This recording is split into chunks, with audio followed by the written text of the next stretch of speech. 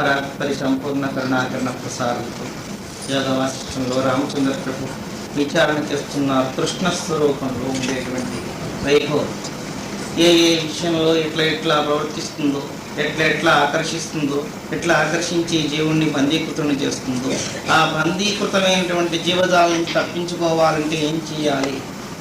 యజ్ఞదాన తపస్సేవ పావనీని మనీషిణాం అని గీతా ప్రమాణ వాక్యం ప్రకారం యజ్ఞం, దానం, తపస్సు వల్ల మానవుడు మాధవుడుగా చరితార్థుడయ్యే అవకాశం ఉంది.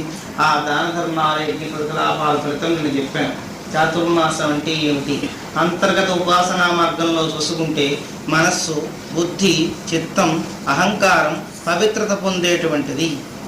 ఏమండి ఇతర మాసాల్లో పవిత్రత లేదా ఈ మాసంలోనే అంటే ఆషాఢం అంటే శూన్యం, శూన్యమాసంలోనే ప్రారంభమైంది. శూన్యంలోంచే మహద్వైభవం ప్రారంభం. మహదహంకార పృథివ్యాప్తేజో వాయురాకాశతత్వాలన్నీ కూడా పరిపూర్ణం నుంచి ఉత్పత్తి అయ్యే కనుక ఆ పూర్ణం మనం గుర్తించలేనప్పుడు శూన్యంగానే కనబడుతుంది కనుక ఈ మాసంలో ప్రారంభంలో ఉండే విశేషాంశం. ఒక ట్రైన్ పక్క నుంచి మరొక ట్రైన్ వరిపిడి చేసుకుపోతున్నప్పుడు ట్రైన్ కదలనట్టే కనబడుతుంది. జాగ్రత్తగా ఆలోచించండి. ఒక ట్రైన్ పోతున్నది, అదే వేగంతో మరొక ట్రైన్ పోతున్నది. రెండు ట్రైన్లు ఒకదాని పక్క పోతూ ఉంటే ఇది కదలనట్టు ఉంటుంది. రెండూ సమాన వేగంలో వెళుతున్నాయి కనుక. అలాగే మన మనస్సు ఎంత వేగంగా వెళుతున్నదో కాల ప్రభావం కూడా అంత వేగంగా తిరుగుతున్నది కనుక కాలం మనస్సు ఒడిపిడి చేస్తున్నప్పుడు ఆ స్వభావాన్ని గుర్తించే ప్రజ్ఞ లేదు కనుక కాలమైనా ఆగాలి లేదా మనస్సైనా ఆగాలి. మనస్సు ఆగితే దాని తాలూకు వేగం గుర్తించవచ్చు. కాలం ఆగిందా ప్రపంచమే నిర్మూలమైపోతుంది. కనుక మనస్సు ఆగుని అనుభవాన్ని పొందాలి అంటే చాతుర్మాస దీక్షలో ఉండే మహద్వైభవాన్ని గురించి చెప్పుకున్నాం. ఆయా పాత్రలు, ఆయా దానాలు, ఆయా ఉపాసనలు ఇవి చేస్తే ఏమొస్తుంది? శుద్ధత్వం, అంతఃకరణ దోష నివారణం, పరిపూర్ణ అద్వైత అనుభవ సిద్ధి ఇవి కలగడానికి కావాల్సినటువంటి అర్హత వస్తుంది.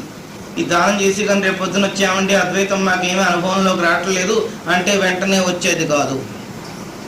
చిరకాల అభ్యాసము చేత అంటున్నారు. చిరతర అభ్యాసం.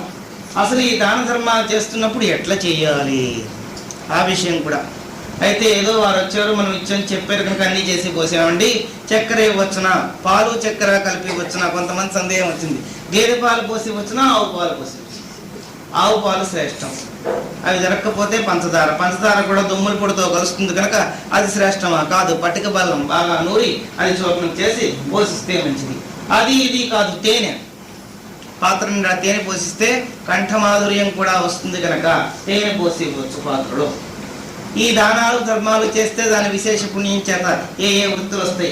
అయితే ఈ దానం చేసినప్పుడు ఏం చేయాలి? పాత్రలో తేనె పోసి ఒక దానం అన్నాను, వస్త్రాల నిమిత్తం కానీ వస్త్రార్థం ద్రవ్యం కానీ అన్నాను, ద్రవ్యం అన్నాను, ధాన్యం అన్నాను. ఈ 4 దానాలు చేస్తే మంచిదే. దానం చేసినప్పుడు ఎలా ఉండాలి? ఏదో వారు అడిగేలు మనం ఇచ్చాం ఇక్కడితో చెల్లు అన్నట్టు కాకుండా భక్తితో కూడుకుని ఇవ్వాలి. ఆ భక్తితో కూడుకుని అంతఃకరణ శుద్ధత్వం ఉంటే కానీ తెలియదు.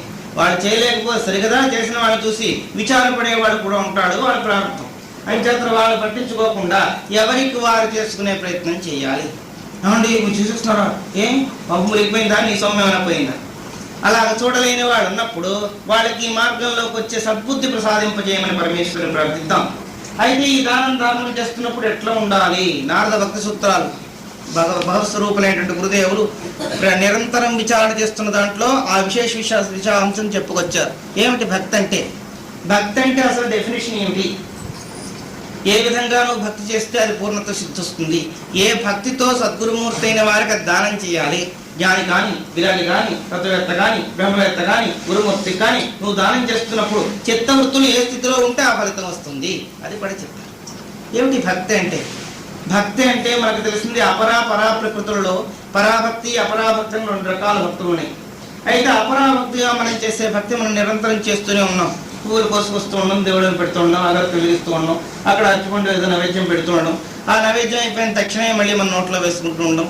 ఈ నిత్య కృత్యాలు చేసేది ఇది అపరాభక్తి. పరాభక్తి అంత పరాకాష్ఠను అందుకోవాల్సినంత అర్హత సామాన్యులకు రాదు.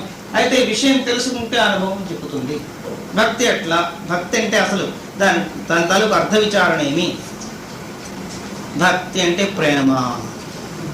నారద భక్తి సూత్రాలు చెప్పుకొచ్చారు. ప్రేమ, అపారమైన ప్రేమే భక్తి. ప్రేమ భక్తి ఎందుకు అవుతుంది? అయితే అన్ని ప్రేమలే భక్తి అనటం లేదు. భగవంతుడికి భక్తుడికి మధ్యలో ఉన్న ప్రేమని భక్తి అంటున్నారు. భార్యకి భర్తకి మధ్యలో ఉండే ప్రేమని కామం అంటున్నారు, కొడుక్కి తల్లికి మధ్యలో ఉండే ప్రేమని వాత్సల్యం అంటున్నారు, పశువులకి పక్షులకి మనకి మధ్యలో ఉండే ప్రేమని అనుబంధం అంటున్నారు. ఇట్లా ఒకే భక్తి అనేక తారతమ్యాల్ని వహిస్తుంది. అయితే భార్యాభర్తల మధ్యలో ఇంత భక్తి అండి వారిద్దరికి అంటారా? అది ప్రేమ, అది కేవలం కామం. కామం వేరు, ప్రేమం వేరు. స్వామివారు చెప్పినట్టు ప్రేమంతో పూర్ణత సిద్ధొస్తుంది, కామంతో ఇహసుఖం తక్షణం తాత్కాలికం కలిగి మరుక్షణమే మాయమైపోతుంది, మెరుపు తీగల. అట్లా ఉండేటువంటి కామంతో చేసే దానం కాదు, ప్రేమంతో చేసే దానం గొప్పది అని మన హెచ్చరిక చేశారు.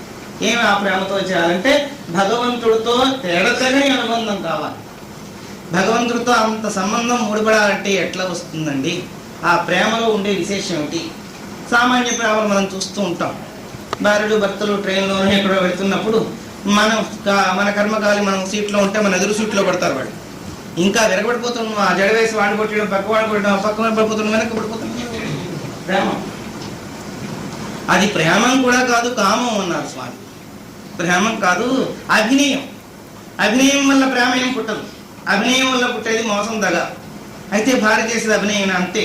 అక్కడ కేవలం కాముక వృత్తితో చేసే అభినయం, భర్తని ఆకర్షించుకుని వారి ద్వారా కొంత ద్రవ్యాన్ని స్వీకరించి ఇంకా పనులు చేద్దామను, లేదా వారిని అలా అనుభవింపజేస్తే ఆనందంతో ఇంకా తన కార్యక్రమాలు నెరవేరుస్తాడను చేసేటువంటిది యథార్థమైన ప్రేమ కాదు. మహానుభావుడైన ఆదిశంకరులు కూడా చెప్పుకొస్తారు భక్తి ఎట్లా ఉండాలి అంటే, అంకోలం నిజ బీజ సంతతి అయస్కాంతోపలం సూచిక సాత్వీనైజ విభుం లతాక్షితిర్భం సింధుస్సరిద్వల్లభం ప్రాప్నోతి యథా తథా భగవతే పాదారవిందద్వయం. యథా తథా భగవతే, ఎట్లా ఉన్న ప్రేమ అట్లనే అర్పణం చేశారట మహనీయులందరూ. ఆ ప్రేమని కించిత్తు కూడా కలుషితం కాలేదు వాళ్ళకి. ఆ ప్రేమ లౌకికంలోకి పోలేదు. ఆ ప్రేమ ఏ పుష్పం, ఏ తుమ్మిచేత వాసన చూడబడిన పుష్పంలా ఉంది. అట్లాంటి ప్రేమని ఇచ్చారు వారు. మనం ఆ ప్రేమని కామంగా మార్చుకుని కోరికలు తీర్చుకుంటున్నాం. పోనీ దానివల్ల తృప్త, అది శాశ్వతానందమా? అయితే అక్కడ అభినయం, హెచ్చరిక చేసుకునే దాంట్లో విచారణ చేస్తే ఈ విషయాలన్నీ కూడా హెచ్చరికలో వస్తాయని చెప్పారు. అభినయం చేస్తారు. కూచిపూడి వాడు నాట్యం చేస్తున్నప్పుడు కృష్ణుడికి గంధం తీస్తున్నట్టు. గంధం ఉందా అక్కడ? అదిగా మా స్వామివారి చూసి కృష్ణ ఉత్తినే నటన. అక్కడ కృష్ణుడు లేడు, వీళ్ళు పెట్టింది లేదు. అభినయం అంటారు దాన్ని. ఇలా తీసిపడ్డం, ఆ పూలలో ఏంటంటే మాలో ఒకటి పువ్వు కనపడదు, మాల కనపడదు, దారం కనపడదు, వేసిన మనిషి కనపడదు, వేసేవాడు కనపడదు. ఇంత అభినయం. ఇట్లాంటి అభినయం వల్ల అనుభవం రాదు. కూచిపూడి అభినయం ద్రవ్యార్థం. అయితే మహనీయులైనటువంటి కూచిపూడి కళాక్షేత్రంలో కూడా మూల పురుషులైనటువంటి కార్యదక్షులైనటువంటి క్షత్రియ మొదలైన వారు తరించారు. వాడ అభినయం భక్తి పూర్ణం. అట్లనే గౌరవాంగుడు, అట్లనే చైతన్యుడు పూర్ణ భక్తి. ఆ భక్తి అంటే తనువు తాను తన్మయంతో మరిచిపోయి భగవదార్పణం చేయగలగడం అది. అయితే ఇక్కడ ఇది కూడా అభినయమే. ఈ మాల కట్టి తిలకం పెట్టి ఆ కూచిపూడి వాళ్ళు అర్థం చేస్తున్నట్టు, మీరు లేకపోతే నేను ఉండలేనండి ఉతినే. అది అయిపోయింది, కొన్నాడు అయిపోయింది. ఏమి నేను లేకపోతే ఉండలేదని ఇప్పుడు ఎవరుకుంటున్నాం? అసలు మీరు వస్తే నాకు చికాకు. ఏమి ఎప్పుడు వచ్చిందని చేయలే కంగారు పెడతావు. ఏమైనా అయిపోవాలంటే ముందు కంగారు పెట్టడం, భోజనం కూర్చున్నాక అన్ని కావాలంటాం. ఎక్కడి నుంచి వస్తాయి అని చెప్పి నీ మొహం చూస్తున్నప్పుడు తొందరగా చేస్తావు అడవి పెట్టడం. అయితే సరే అని చెప్పి అన్నం వచ్చి పాపం అది ఏదో అక్కడ కూర్చున్నాక కోసేలేదు. పొద్దున్న లేచి తొందర పెట్టడమా? మళ్ళీ వస్తుంది రాగానే కూర పచ్చడి కావాలి. మీ పెద్దవారు అయిపోయాక సరిపోయింది. కానీ ఇదే చిన్నపిల్ల అయితే ఆయన చేతను. అది అభినయం. అభినయం వల్ల భగవంతుడు దానికి అనుగ్రహం రాదు. అయితే రాధా వస్తుంది. అసలు అభినయం చేయని వాడికని చెప్పిన 0 మార్క్ కన్నా 1 వచ్చిన వాడు ఫస్ట్. అట్లా అసలు అభినయం లేకుండా ఏదో పువ్వులు లెక్క వస్తున్నట్టు అలా వేస్తున్నాం. కేశవాయన మహానారాయణ మహామాధవాయన మహా గోవింద విష్ణు మధుసూర త్రివిక్రమ శ్రీధర ఋషికేశ. అయితే చేయొద్దు, చేయండి. ఈ అభినయమైన కొంత చేతనైంది. అనేక జన్మ సంస్కృతం చేత అంటున్నారు. చిరతర అభ్యాసంపు చేత అనేక జన్మల్లో చేస్తే కానీ జీవుడికి రాదు. అయితే ఆ అభినయం కన్నా వేరే అభినయం చేసిన మహనీయులు ఉన్నారు. దాన్ని హెచ్చరిక చేస్తున్నారు. భార్యాభర్తలు ఉంటారు, ట్రైన్ ఎక్కుతారు. భార్య కూర్చున్న పక్కనే భార్య గారు వచ్చేసి భర్త గారు పక్కనే కూర్చుని ఆ వాజడ రాసేసి ఒళ్ళంతా రాసి మీద పడిపోయి కింద అతను తోసేసి అంత ప్రేమ అభినయం చేసి అక్కర్లేదు. వాడు కూర్చుంటారు, ఆమె వేరే కూర్చుంటారు. మనం వారి భార్యాభర్తలను కూడా గుర్తించాం. కొంతసేపు అవుతుంది, అతనికి దగ్గొస్తుంది. అని దక్కుని మంచి నీరు అనగా టక్కుమని అక్కడి నుంచి పరిగెత్తుకొచ్చి ఆ మరచెంబులో నీరు తీసి వారికి ఇచ్చి మళ్ళీ వారికి కాస్త ఇలా సవరించి మళ్ళీ దూరంగా కూర్చుంటుంది. ఇప్పుడు ప్రేమ లేదా? దూరంగా ఉన్నా కావలసింది అనూన్యమైన ప్రేమ కానీ విరగబాటు కాదు. ఇలా పతివ్రతలందరూ సాధించారు. సాధ్వీ నైజ విభుం లతాక్షితిరహం సింధు సరిద్వల్లభం. లత చెట్టును పెనవేసుకున్నట్టుగా పూర్ణమైన భక్తి విశ్వాసాలతో భగవంతుడిని పెనవేసుకోవడమే యథార్థమైన ప్రేమ స్వరూపమే భక్తి. తల్లికి బిడ్డకి, భగవంతుడికి భక్తుడికి, వీళ్ళందరికీ మధ్యలో ఉండే అనూన్య సంబంధం. అట్లా ఆమె దూరంగా ఉండి వారికి ఏం కావస్తుంది ఇచ్చారు. వాడికి చూసేవాడు, ఆహా ఇప్పుడు వీళ్ళు భార్యాభర్తలు అని గుర్తిస్తారు. ఇంతకుముందు విరగబడిపోతుంటే తెలుస్తూనే ఉందిగా వీళ్ళు భార్యాభర్తల్ని. అలా ఎగ్జిబిషన్ అక్కర్లేదు. అందుకోసం భగవంతుడిని ఆ పువ్వులతోటి ఈ పువ్వులతోటి తీసుకొచ్చి పూజ చేస్తున్నా ఎగ్జిబిషన్ అయినా అతనికి అక్కర్లేదు. మేము కనుక అన్ని పువ్వులు తెచ్చామండి అందరి దొడ్లు అడిగి, వాళ్ళందరూ కూడా పువ్వులు తెచ్చి ఇచ్చారండి, మేము చేస్తున్నాం పూజ, మీరు రావాలి అని లక్ష్యపత్రి కోడపత్రి చేయండి, మంచిదే. అసలు చేయని వాళ్ళకన్నా మేలైన రకమే వస్తుంది, కానీ పూర్ణానుభవం పొందిన వాళ్ళ స్థితి మాత్రం వీళ్ళకి దొరకదు. ఎందుకంటే అక్కడ నిష్కామంతో పూర్ణంగా త్యాగం చేయడం, దాన ధర్మాలు చేస్తున్నా ఇట్లాంటి వృత్తి కలిగి చేయాలి. అంతేకాని వ్యాఖ్యానంతో చేస్తే ఆ ఫలితం రాదు. ఆ భగవంతుడి దగ్గరికి చేరుకుని ఆ పూజ చేస్తున్నా, అర్చన చేస్తున్నా ఆమె దూరంగా ఉండి భర్తకి ఏం కావాలో అనూన్యంగా అందించినట్టు ఈ ప్రేమలో అభినయం తక్కువ ఉంటుంది, ఆదరణ ఎక్కువ ఉంటుంది. ఆ ప్రేమలో అభినయమే, ఆదరణ ఉండదు, వలకాడు ఉండదు. నైవేద్యం పెట్టేస్తున్నాం, ఇదంతా అభినయమే. ఇక్కడ గంట కొడితే ఆ హారతి ఎప్పుడు 3 సార్లు అయిపోగానే ఆపడమే, 4వ సార్లు చెప్పడానికి వీల్లేదు, అంతా అభినయమే. ఇక్కడ అలా కాదు, అవసరమైతే ఇస్తారు. ఈ ప్రేమతో కూడుకున్న భక్తి, అపారమైన భక్తి ఉన్న వాళ్ళకి క్రియాశూన్యంగా కనబడుతుంది. వాడు పువ్వులు తెస్తే తీసుకుంటాడు, ఆ పువ్వులు ఒకసారి చేసి భగవంతుడు పూజిస్తారు. అయ్యో మేము ఎంత కష్టపడి అన్ని పువ్వులు తెస్తే దోషులతో పూజిస్తారు. ఏం మంత్రం చెప్పలేదేమిటి? మంత్రం చెప్పాల్సిన పని లేదు, మనస్సే మంత్రస్వరూపం అయిపోయింది. వారి క్రియ ఆత్మార్పణంతో కూడుకున్న అనుభవానంద స్వరూపం అయిపోయింది. అట్లా గౌరవంగుడు చైతన్యుడు మొదలైన మహాభాగవతోత్తములు భగవంతుడైనటువంటి వాసుదేవుడిలో చేరిపోయినారు. ఇది విశేషంగా చెప్పుకోవచ్చు. ఆ భార్య చేస్తూ ఉంటే భగవంతుడికి కూడా అక్కడ ప్రేమ ఎక్కువ ఉంటుంది. ఈ అగ్ని ప్రేమ వాళ్ళ మీద ప్రేమ కన్నా అట్లా చేసే వాళ్ళ మీద ప్రేమ ఎక్కువ ఉంటుంది. ఏమన్నా అట్లా ప్రేమ ఉంటుందా అంటే స్వామి గారు చెప్పారు, ఎప్పుడు పాపం వచ్చిన అవతల వాడిని గుర్తించి చేయడం, భర్తగా రాగానే వారికి ఏం కావాలో అది ఇచ్చడం, రాగానే కాళ్ళు పడుకుని నీళ్ళు ఇవ్వడం, తర్వాత తువాలు ఇవ్వడం, వారికి కావాలంటే భోజనం పెట్టడం, ఆ తర్వాత వారి బాసేవ చేయడం, అనుకూలవతి. అట్లా ఉండాలని తల్లి తండ్రి చెప్పి పంపిస్తారు. చక్కగా విచారణ చేశారు. తల్లి తండ్రి చెప్పి పంపించినప్పుడు పెళ్లి చేసిన వెంటనే ఇప్పుడు చెప్పక్కర్లేదు, ఈ జుట్టు పీకేసుకోవడం, ఆ కళ్ళతలు పెట్టుకోవడం, ఇవన్నీ పీకేసుకోవడం, వాడిని పడిపోతున్నాం, వాడు బిడ్డకేసి వచ్చినా రాకపోయినా బలవంతంగా తీసుకుపోతున్నాం. ఇదో రకం ప్రేమ. పూర్వ సాంప్రదాయాలు అట్లా లేవు కనుక పెద్దలు పంపించేవారు. వాళ్ళకి తెలియదు అసలు లోకంలో లోకజ్ఞానం లేదు. అట్లా అంటే వాళ్ళకి హెచ్చరిక చేసి, అమ్మా అత్తమామల ప్రేమ భర్త ప్రేమ సంపాదించాలంటే సుమా చాలా జాగ్రత్తగా ఉండాలి, అక్కడికి వెళ్ళాలి, వెళ్ళినప్పుడు వారికి అనుకూలంగా ఉండాలి, అనుకూలంగా ఉండి వారి ఆదరణ సంపాదించుకోవాలి, కానీ వెరగొడపు సంపాదించుకుంటూ కుదరదు. పెద్దలు ఉండేవారు అప్పుడు. ఇప్పుడు వాళ్ళు రాగానే వీళ్ళు చచ్చిపోవాలి. చచ్చిపోయినప్పుడు వాళ్ళు చెప్పేవాళ్ళు ఉంటారు అని చెప్పి ప్రేమతో సంబంధం లేదు. అది కాకుండా నువ్వు కానీ అనుకూలవతిగా ఉండి ప్రేమ సంపాదించుకోకపోతే మరొక కాంత ఎవరైనా సంపాదించుకోవచ్చు ఆ ప్రేమని. ఎవరు ఆ వస్తువుతో సన్నిహిత సంబంధం పెట్టుకుంటే వాళ్ళకి వెళ్ళిపోతుంది ప్రేమ. అట్లాంటి ప్రేమతోటి వాళ్ళు ఆకర్షించుకుంటారేమో జాగ్రత్త అంటే బుద్ధివంతులు అయితే విని అట్లా ప్రతి సేవ చేస్తూ, అయితే సేవ చేసినా అందకపోతే అది వాళ్ళు రాదు చెప్తారు తల్లిదండ్రి. అట్లా వెళ్ళి అది చేస్తుంది. అలాగనే వెళ్ళడం, వారిని ఆశ్రయించడం, వారికి ఏం కావస్తుంది ఇస్తుంది, అన్నీ తీసుకుంటారు. వారు కూడా జాగ్రత్తగా గుర్తిస్తారు. కొన్నాడు ఈమె అనుకూలవతే, ఆయన 5 గంటలు వేస్తే 7 గంటలకు లేచి,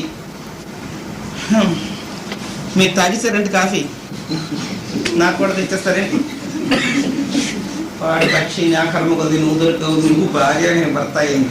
అట్లా కాకుండా వారికి అనుకూలంగా ఇలా కొన్నాడు అయిపోతుంది.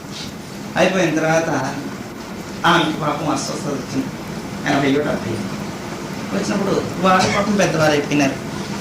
అయిపోయాక ఒకనాడు వారు వచ్చాడు, కాళ్ళు కడుపుకుని నీళ్ళు ఇవ్వలేక, ఏం లేవలేకపోయినా అండి, జ్వరం వచ్చిందండి అంత ఊళ్ళతో వచ్చి చేసి, అల్లే చాలా జ్వరం వచ్చింది, నేను లేవలేకపోయినా అంటే, నువ్వు లేవద్దు చంపు నువ్వే లేవద్దు, అనుకూలత కడుపున్నా, కాఫీ కూడా నేను ఇవ్వలేకపోయినా, నువ్వేం బాధపడదు, వంట చేయలేకపోయినా జ్వరం వచ్చింది, నేను చెప్పినా నీకే అలా వర్రే అవుతా, క్యారెట్ తెప్పిస్తాను నీకెందుకు, పోనీ అప్పుడేమైనా కామం ఉందా, ముసలాళ్ళిద్దరు అక్కడ కాముందా ఏం లేదు, అనుకూలత.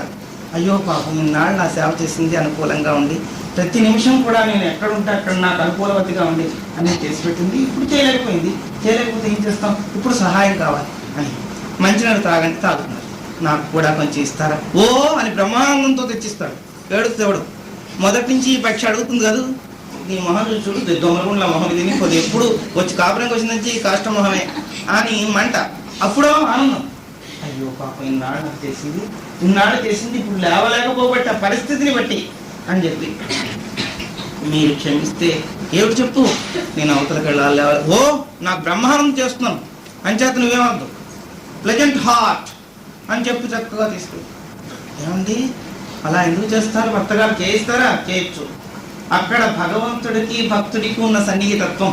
కొన్నాళ్ళు నీవు నిరంతర చిరతల అభ్యాసం చేత భగవంతుడిని నిష్కామంగా ఉపాసన చేస్తే నీ శరీరేంద్రియాలు పట్టు తప్పినప్పుడు భగవంతుడే నీకు చేస్తాడు. ఎట్లా చేస్తాడండి? కనబడతాడా? మనం అంత పవిత్రులం అయితే చెప్పక్కర్లే, ఎక్కడే ప్రత్యక్షం, ఎక్కడ లేనిది ఎక్కడ అసలు. కరడంబోది కరండు వాయు కరడాకాశంబునన్ కుంభిని కరడగ్ని దశలన్ పగడ ధనిశలం కజ్యోత చంద్రాత్మలం కరడోంకారమునం త్రిమూర్తులం త్రిలింగ వ్యక్తులం దర్శనం కలడు కలండు. అట్లా విశేష విచారణ చేస్తే ఎక్కడ లేడు, భగవంతుడు వస్తాడు. అనూన్య సంబంధం, దీన్ని భక్తి అన్నారండి. ఈ భక్తి తాలూకు డెఫినిషన్. అలాంటి భక్తి శ్రద్ధలు కలిగి దానం చేయి, ధర్మం చేయి, చెయ్యలేకపో యజ్ఞం చేయి, యాగం చేయి, చూసి సంతోషించు. అందులో నువ్వు కూడా ఒక పాత్ర, ఒక శమిదేవి కావాలి. అట్లా అయితే అనుభవం. కానీ ఏదో చెప్పే రోజు 2 పూట్ల ఇలా దాన ధర్మాల గురించి చెప్పి చంపేస్తుంటే ఏదో పడిపోతే వాళ్ళ మొహానికి ఆనందం లేదు కావచ్చు అని తీసుకెళ్ళి వస్తాం బాబు అనేసి వెళితే ఆ ఫలితం లేదు, వాళ్ళకి రాదు. ఎట్లా వస్తుంది? హతాక్షితుర్హం ఆదిశంకర్లు చెప్పినట్టు నదీమ తల్లి ప్రవహించి సముద్ర గర్భంలోకి చేరిపోవాలి. వెళుతున్నప్పుడు ఎవరు ఆపినా ఎట్లా ఆగకుండా ఉరకల పరుగులతో వెళ్లి సముద్రంలో కలిసిపోయి నామరూప సూత్రగోత్రాలు లేకుండా అయిపోతుందో అట్లా భక్తి ప్రభావం చేత ప్రేరేపితులై పరిగెత్తుకు పోవాలి. కానీ బలవంతంగా లాగడం, కాలువ తవ్వి పంట కాలంలోకి తీసుకొచ్చింటు గొయ్యంతా పెట్టి లాగడం, అది లేకపోతే నీళ్లు తోడు పోస్తూ ఉండడం, అట్లా ఉండేది భక్తి కాదు. 4 భక్తి సూత్రాల ప్రకారం విచారణ చేస్తే అనూన్యమైన సంబంధమే భగవంతుడికి భక్తుడికి మధ్యలో ఉండేది. అది ప్రేమ. ఆ ప్రేమ చేతనే రాధికాదులందరూ తరించారు. ఆ ప్రేమ చేతనే అక్రూరుడు పూర్ణత్వ సిద్ధి పొందాడు. ఆ ప్రేమ చేతనే నచికేతాదులందరూ కూడా భగవత్ అనుగ్రహానికి పాత్రులయ్యారు. ఈ ప్రేమ తాలూకు స్వరూపమే అపరాభక్తి. అయితే అపరాభక్తి నుంచి పరాభక్తిలోకి వచ్చేటప్పుడు జీవుడు శుద్ధుడైపోతాడు. అప్పుడు ఏ ప్రేమ ఉండి చెప్పేనే అభినయం లేని ప్రేమ పరాభక్తి. అక్కడ వారికి ఏం కావస్తుంది అనుకూలంగా తెచ్చిస్తాం, అవి తీసుకుంటారు. ఆ తీసుకునేటప్పుడు కూడా హృదయం అంతా శుద్ధమై ఉంటుంది. ఒక పువ్వు ఇస్తున్నా సరే, ఒక పుష్పంబు భగవత్పదద్వయముపై పెట్టెడు పుణ్యమూర్తికి పునర్జన్మంబు లేదన్న పాయక కాలతృతయోపచారములు నిన్నర్చించువాడే గతి నందునో శ్రీకాళహస్తీశ్వర. ఒక పుష్పాన్ని మనస్ఫూర్తిగా నీ పాదాల మీద పెడితే, ఇక్కడ డెకరేషనే మన పూలు చూడండి, తొడుగులోనే ఎక్కడెక్కడ పెట్టడానికి కూడా అలా పెడితే అది అలంకారం. ఇలా తీసుకొచ్చి అప్పుడు టైం అయిపోతుంది. అప్పుడైనా ఎంత కష్టం. అక్కడ మాత్రం మనకు టైం ఉండదు. పూజకి అర్చనకి ఖాళీ లేకుంది. అది ఎంతో పొద్దున్న లేచింది ఇచ్చేయండి, ఒకటే ఏంటి ఒకటే చేస్తానా చేస్తాను చేస్తాను. ఇంకా అక్కడి నుంచి ఇంకా ఏమిటో చెప్పలేం. క్షణం తీరకుండదు, తమ్ముడి ఆదాయం ఉండదు. అట్లా ఊరికే పని చేసి చేసి చేసి చేసి చేసి అక్కడ ఉండదు. సోమవారం బాగా చెప్పారు హెచ్చరిక. నువ్వు దేవుడు పూజ చేస్తావా ఆయన? ఏ దూరం దండం పెట్టుకుని మాకు వచ్చి రావండి, వాడికి వచ్చేస్తుంది, వాడి పుట్టింటిని తెచ్చుకుని దేవుడి ఆమె వచ్చి వచ్చింది కనుక ఆమె పూజ చేసుకుంటాం. నాకు మాత్రం నీకేం వచ్చేస్తుంది భోజనం. ఇట్లా అయిపోయింది. దేవుడి దగ్గర కళ్ళ జపం చేయడానికి వీలు లేదు. ఏమనంటే ఖాళీ లేదండి, అవకాశం లేదు, 1/2 గంట చేయలేవు, నమస్కారం సరే అని చెప్పి గవర్నమెంట్ ఆర్డర్స్ వచ్చాయి. జియో పాస్ అయింది.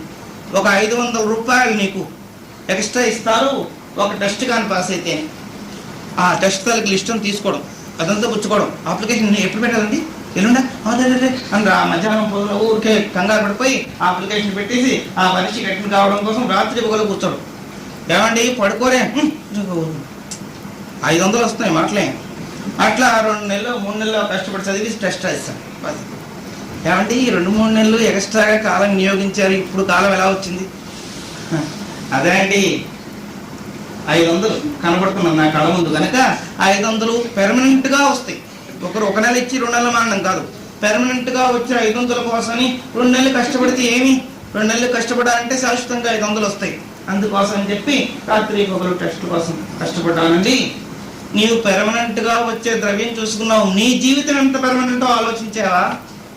ద్రవ్యం పెర్మనెంటే, గవర్నమెంట్ నువ్వు ఉంటే నేను ఉంటే, లేకపోతే టెస్ట్ పాస్ అమ్మన్నాడు పోయావు, ఏం పెర్మనెంట్? ఇట్లా పోయిన తర్వాత నీ వెనకాతలు వచ్చేది ఏది పెర్మనెంట్? అది గుర్తించుకో. 500 కోసం నువ్వు అంతా 2 నెలలు కష్టపడి టెస్ట్ రాస్తే కొన్ని కోట్ల వెలగలిగిన ఈ ద్రవ్యంతో కూడుకునే శరీరేంద్రియాలు ఇచ్చారు. కర్మేంద్రియ, జ్ఞానేంద్రియ, మనోబుద్ధి, చిత్త, అహంకార, పంచకోశ లక్షణత్వంగా ఉండే పరమేశ్వర తత్వం ప్రతిష్టమైంది. అట్లాంటి అనుభవంతో కూడుకున్న ఈ దేహం ఇచ్చినందుకు నువ్వేం తిరిగిస్తున్నావు? ఏ టెస్టులు పాస్ అవుతున్నావు? కనీసం మట్టం వేసుకున్న టెస్ట్ కూడా పాస్ అవ్వలేదే. 33 విరుపులు అదేంటోనండి. జపం, దానికి కూడా బలవంతం. ఇంకా పుచ్చుకున్నాం కదండి, ఎలాగో తప్పుతుందా? అంతమంది వెళ్ళిపోతే అదేంటో పండుగ కాయాలనుకుని నేను వెళ్ళిపోయాను. ఆ సందర్భంలో నాకు వారు చెప్పేసారు చూడకుండాని. నేను పుచ్చుకుని దేనికి నియమాలు వింటే చచ్చిపోయిన గుండె బేజారైపోయి ఏమైపోయింది, బేజారెత్తిపోయి 40 రోజులే. 40 రోజులు ఎక్కడికైనా క్యాంప్ పెడితే ఏం చేస్తావు? 40 రోజులు ఎక్కడైనా ఉండాల్సి వస్తే ఏం చేస్తావు? బేసిక్ ట్రైనింగ్ 6-5 నెలలు పెడితే చచ్చినట్టు అక్కడ అడ్డమాని తింటూ ఉంటారు. అప్పుడేం పర్వాలేదు. అప్పుడు ఈ భార్యలు భర్తలు వేరైపోయిన వీళ్ళ గురించి జాగ్రత్త ఉండదు, ఉంటే ట్రైనింగ్ పోతుంది. అలాంటి దానికి వెళ్ళడానికి పర్వాలేదు. ఇంట్లో ఉండి ఏంటండి అబ్బా, ఇంట్లో ఉండి ఆ శ్రీపత్యం చేయలేట కొందరు, ఇంట్లో ఉన్న తర్వాత ఆ నియమాన్ని పాటించలేట కొందరు, ఇంట్లో ఉండి ఆ ఇంట్లో లేని వాళ్ళందరినీ కల్పించుకుంటారు మరికొందరు. ప్రారంభం ఎన్ని రూపాలు ధరిస్తున్నదో ఎట్లా ఉంటే అనుభవం శూన్యం. కనుక ప్రేమ అనేది కేవలం భగవంతుడికి భక్తుడికి మధ్యలో ఉంటే భక్తి, అది పరాభక్తి. అపరాభక్తి మనందరికీ తెలుసు. ఏ పువ్వులు పూజ చేయాలో, ఏ అగరత్తులు పెట్టాలో.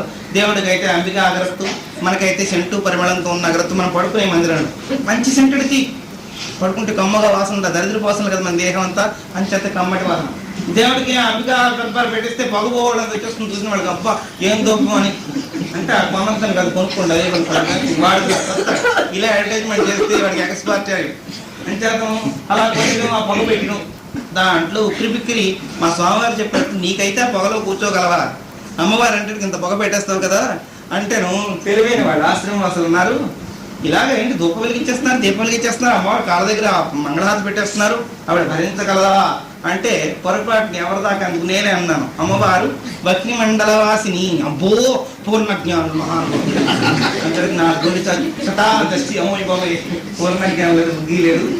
భక్తి మండలవాసిని మీ అందరికీ లలితాశాస్త్రం బాగా వచ్చిందిగా, అందుచేత అమ్మవారికి పొగబెట్టేది. అంచేతను ఉపాసన చేసినప్పుడు అక్కడ విగ్రహం కాదు, సాక్షాత్ లలితా పరావట్టారిగా అక్కడ ఉంది అని భావన చేసి, శివుడు ఉన్నాడు, రాముడు ఉన్నాడు, కృష్ణుడు ఉన్నాడు, వారు తప్పకుండా మనం మొర వింటారు. ఇది భక్తి. అంతేగాని ఏమిటో మేము బొమ్మలు పెట్టుకున్నాం, మీరు పెట్టుకోమని మీరు మాత్రం ఏం చెప్పారో ఆ మంత్రాలు పట్టుకుని మేము జపం చేసేస్తున్నాం, బొమ్మలు పెట్టుకున్నాం, 3 పూలు వేస్తాం, ఇంకా మాకు అంతకన్నా డ్యూటీ కాదు అంటే అనుభవం రాదు. పరాభక్తిలో అడుగు పెట్టగానే జీవుడికి ఏకాంత భక్తి కూడా లభిస్తుంది. ఇంకా ఒక క్షణం వదిలిపెట్టలేడు, అక్కడే ఉండిపోతాడు. ఆ క్షణం ప్రతి క్షణం కూడా భగవంతుడితో ముడిపెట్టుకుంటాడు. ఆ భగవంతుడి చేసి అట్లా చూస్తూ ఉంటాడు. నిరంతరం వారు చేసే ఉపాసన చేత ఆ భగవంతుడు పలుకుతాడు, మాట్లాడతాడు. జాగ్రత్తగా చిత్రపటాన్ని కూడా చూడగలిగితే కనురెప్పలు కదిలినట్టు కనబడితే, చూడగలిగితే చూడలేము, మాట్లాడినట్టు కనబడుతుంది. మనకు కొన్ని శబ్దం కూడా వినపడుతూ ఉంటుంది. ఏమండి ఇది ఎక్కడి నుంచి వస్తున్నది? నీలోంచే వచ్చిన ఆ శక్తి ప్రసాదించే వస్తువుగా తన ఉపాసన కేంద్రం పెట్టుకున్నావు కనుక అక్కడ ఈ భక్తి ఉంటేనే కానీ అనుభవం రాదు. శేఖరాచార్యులందరూ కూడా అలా ఏడ్చారు. మనమైతే ఎక్కడికి పోతాం, ఎక్కడికో కలెక్టర్నో డాక్టర్నో ఎక్కడనో పట్టుకుపోతాం, మన ఐడియా. ఇట్లా కాదు. ఎందుకు పోదు నేమి సేయువడ, ఎందుకు పోదు నేమి సేయువడ, ఏ చోటనే మొరబెట్టుకొండు, ఎందు పోదు నేమి సేయువడ, ఏ చోటనే మొరబెట్టుకొందు, తందనాలతో ప్రొద్దుపోవలైనా, తందనాలతో ప్రొద్దుపోవలైన తాళజాలరా త్యాగరాజనుత. నేను భరించలేనురా నిన్ను విడిచిపెట్టి ఒక క్షణం ఉండలే అన్నాడు. మనం భార్యతో ఎట్లా ముడి పెట్టుకుచొస్తాము, పిల్లలతో ఎట్లా ముడి పెట్టుకుచొస్తాము, బంధం ఎట్లా కల్పించుకుంటాము. లౌకికంగా మా పెద్దవాడు ఏమిటో మాతో పేచి పెట్టుకు వేరైపోయాడు కానండి, పిచ్చి ప్రేమ మేడ నుంచి ఒకసారి తొంగి చూడాలనిపిస్తుందా. చూడగానే మాకు వాళ్ళు అందుకుంటుంది, ముదిరేష్ వాళ్ళు పిచ్చివాడు దిక్కుమాలు వీళ్ళంతా రాకే. ఆ ప్రేమ అలా తీస్తుందండి. ఆవిడ చూస్తుంది, మీరు చూసారో ఆవిడ చూసింది. శుభ్రంగా ఇంత బుగ్గి చాడ తీసుకొని చూసారు పోసేసి మళ్ళీ ఆవిడ ఏంటో మరి అలా మారిపోయిందండి. మనం అంతకుముందు అలా మారుతున్న వాడని. అయితే ఇప్పుడు ఆమె గురించి అనుకోవాల్సిన అవసరం లేదు. తిరిగి భక్తి ఆమెకి మన మీద ఉండేటువంటి పరాభక్తి చేత ఆమె ఎట్లా తిడుతూ ఉంటుంది. భక్తులు తిట్టలేదు. ఎవరొబ్బ సొమ్మాయికులు కూర్చోతికేవు రామచంద్ర, నీ బాబు కానీ చేయించాడు చింతాకు బతకవ తిని బాగా పెట్టుకున్నారే అన్నాడు. అని పాపం మళ్ళీ ఏడ్చాడు. అయ్యో నైనా నేను తిట్టాను తిట్టలేదు.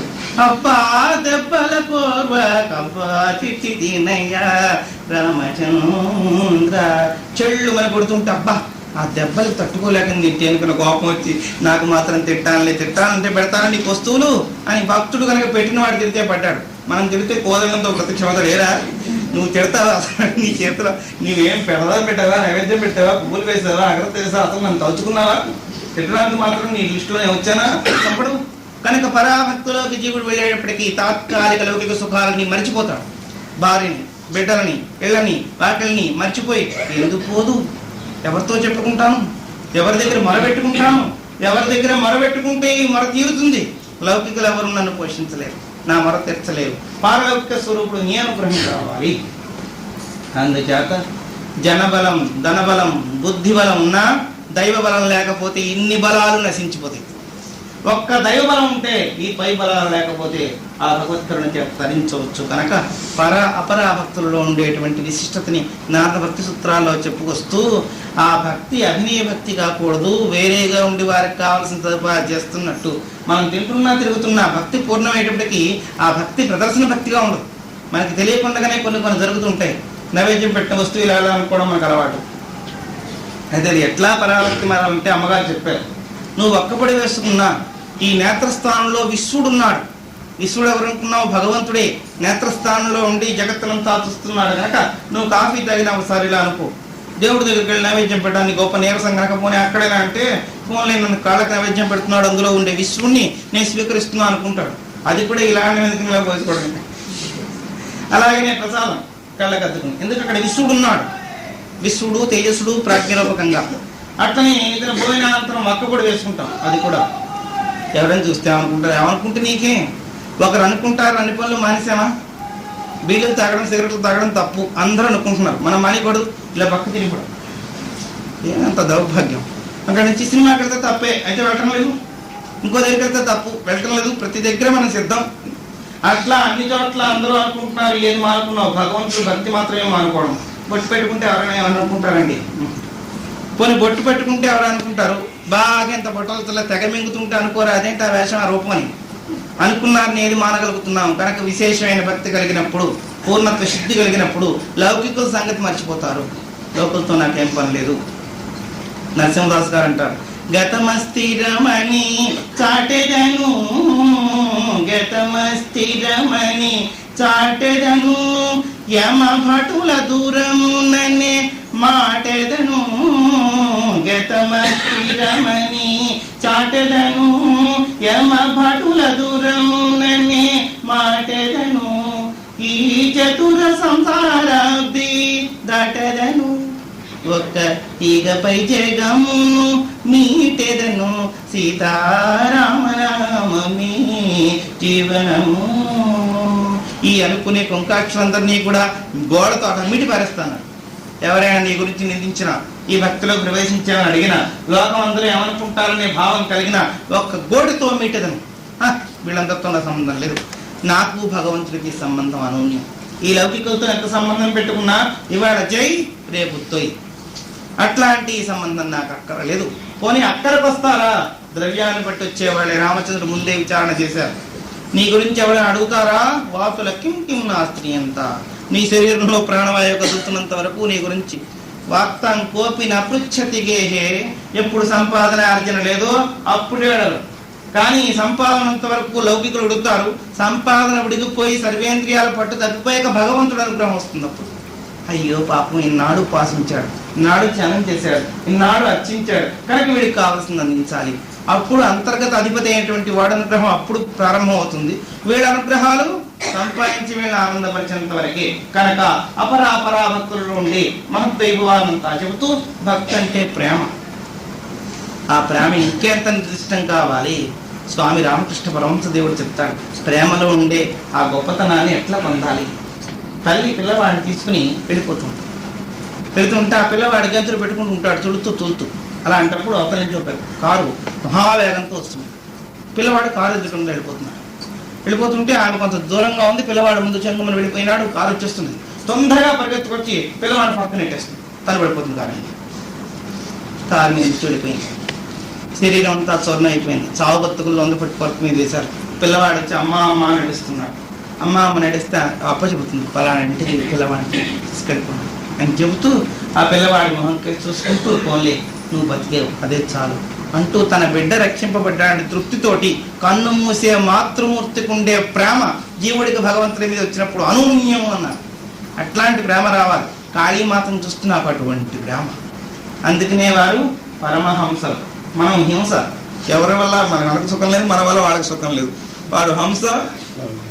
అది అట్లాంటి స్వరూపం ధరించామంటే అంత వాత్సల్యం ఉండాలి. తన బిడ్డ బతికితే చాలు, తల్లి ఎట్లా పోయినా అని మాతృవాత్సల్యం ఉన్నట్టు భగవంతుడి దగ్గర నా శరీరేంద్రియాలు పడిపోయినా పర్వాలేదు, ఈ శరీరం ఎట్లా దగ్ధమైన ప్రారంభం కోసం వచ్చిన దేహం పడిపోకుండా పెర్మనెంట్ గా ఉంటుందా, పడిపోయి నాకు నిన్ను మాత్రం విడిచిపెట్టుకుండలేను, నన్ను మాత్రం రక్షించు అని నిరంతరం ఎవరైతే ప్రేమతో ఉపాసన చేస్తారో ఆ ఉపాసన మించింది కాదు. ఇంత గజమాలు కట్టడం, ఓ డక్క డోలు సన్నయ్య పెట్టడం, బ్యాండ్ పెట్టేసి ఊరంతా ఊరేగించడం, వీళ్ళకి వాగిన దృష్టి తీసుకోవడం, రేపు మాకు వచ్చి చెప్పండి లేకపోతే దాంట్లో తీసుకుని మా గుమ్మాన్ని కట్టి నెల్లూరు సేవ చేస్తూ ఉంటారు. సేవ చేస్తే ఆ జిల్లాలో అది ప్రసిద్ధి. ఎవరైతే ఆ సేవ చేస్తారో ఆ దేవుడి మీద అలంకరించిన దండం తీసుకొచ్చి వీరి సింహద్వారానికి అలంకారం చేస్తారు. వారి దగ్గర నుంచి చేయించుకుంటే విశేషం. వీరికి ఓపిక లేకపోతే రాత్రి 1 గంటకు వచ్చేస్తే తెల్లవారుజాము దాకా స్వామి మాత్రం ఊరేగుతారు. నిద్ర నీళ్ళు ఏమక్కర్లేదు. ఊరేగి వీళ్ళ వాకిట్లోకి వచ్చేద్దంటే వీరికి అందించేసి బాబు వెళ్ళొస్తా అని స్వామివారి దేవాలయానికి వెళ్ళిపోతారు. వీళ్ళ ఇంట్లో గురు పెట్టి నిద్రపోతుంటారు. ఇది భక్తి కాదు. తూమి నరసింహదాసు మొదలైన వారు స్వామితో సహా అట్లా ఉండేటువంటి భక్తి పూర్ణ భక్తి అని చెబుతూ అసలు భక్తి అంటే అర్థాన్ని ఇలా చెప్పారు. ప్రేమ, భార్యకి భర్తకి ఉండే ప్రేమ. ఆ ప్రేమ మామూలు ప్రేమని ఇలాగ ఊరికే జడలు వేసి కొట్టుకునే ప్రేమలు కాదు, పూర్ణమైన ప్రేమ. పతివ్రతలందరూ ఏ ప్రేమను పాటించారో ఆ ప్రేమకి ఎగ్జిబిషన్ ఏమి అక్కర్లేదన్నారు. ప్రేమించుకున్న భార్యాభర్తలను ఊరందరికీ అక్కర్లేదు. ఇప్పుడు మనం వేరే భార్యాభర్తలను చూడక్కర్లేదు. మీకు పెళ్ళయిందిట అంటే పక్కనే ఉంటుంది కిళ్ళి షాప్ దగ్గర ఈవిడ, ఓహో ఈవిడే కావాల్సి మనం పెళ్ళయింది అడగక్కర్లేదు. కిళ్ళి షాప్ దగ్గర జంక్షన్లోనూ ఎక్కడ పడ్డా వీడు కనబడుతూ ఉంటారు. పూర్వీకుల సాంప్రదాయం అది కాదు. అసలు సనాతన ధర్మాలు ఎప్పుడైతే పడిపోయినాయో అప్పుడే మనకు భగవద్భక్తి జ్ఞాన వైరాగ్యాలు కూడా పోయినాయి.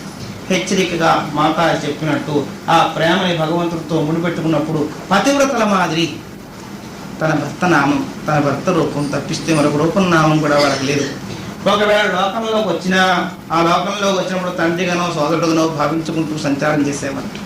ఇప్పుడు ఆ స్థితి ఎలా కుదురుతుందండి? అందరూ ఉద్యోగాలే, ఎవడ చేపట్టుకోవచ్చు, మీద పడవచ్చు. బస్సుల్లో హైదరాబాద్ అయితే మగ ఆడ తేడా లేదు, మన పూర్ణ అద్వైతం.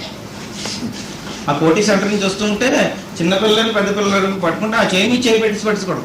ఇదేంటి ఎవరు పరిచయం అని చూస్తే ఆడవాళ్ళు మగవాళ్ళు కొంతసేపు పోల్చుకోలేక ఆ జుట్టు సారి గతించుకుంటే తర్వాత కొన్ని పరిస్థితులు బట్టి వీళ్ళు ఆడవాళ్ళు అనుకోవడం, వాడు భావం కుదిరిస్తున్న మనకు సిగ్గేస్తుంది.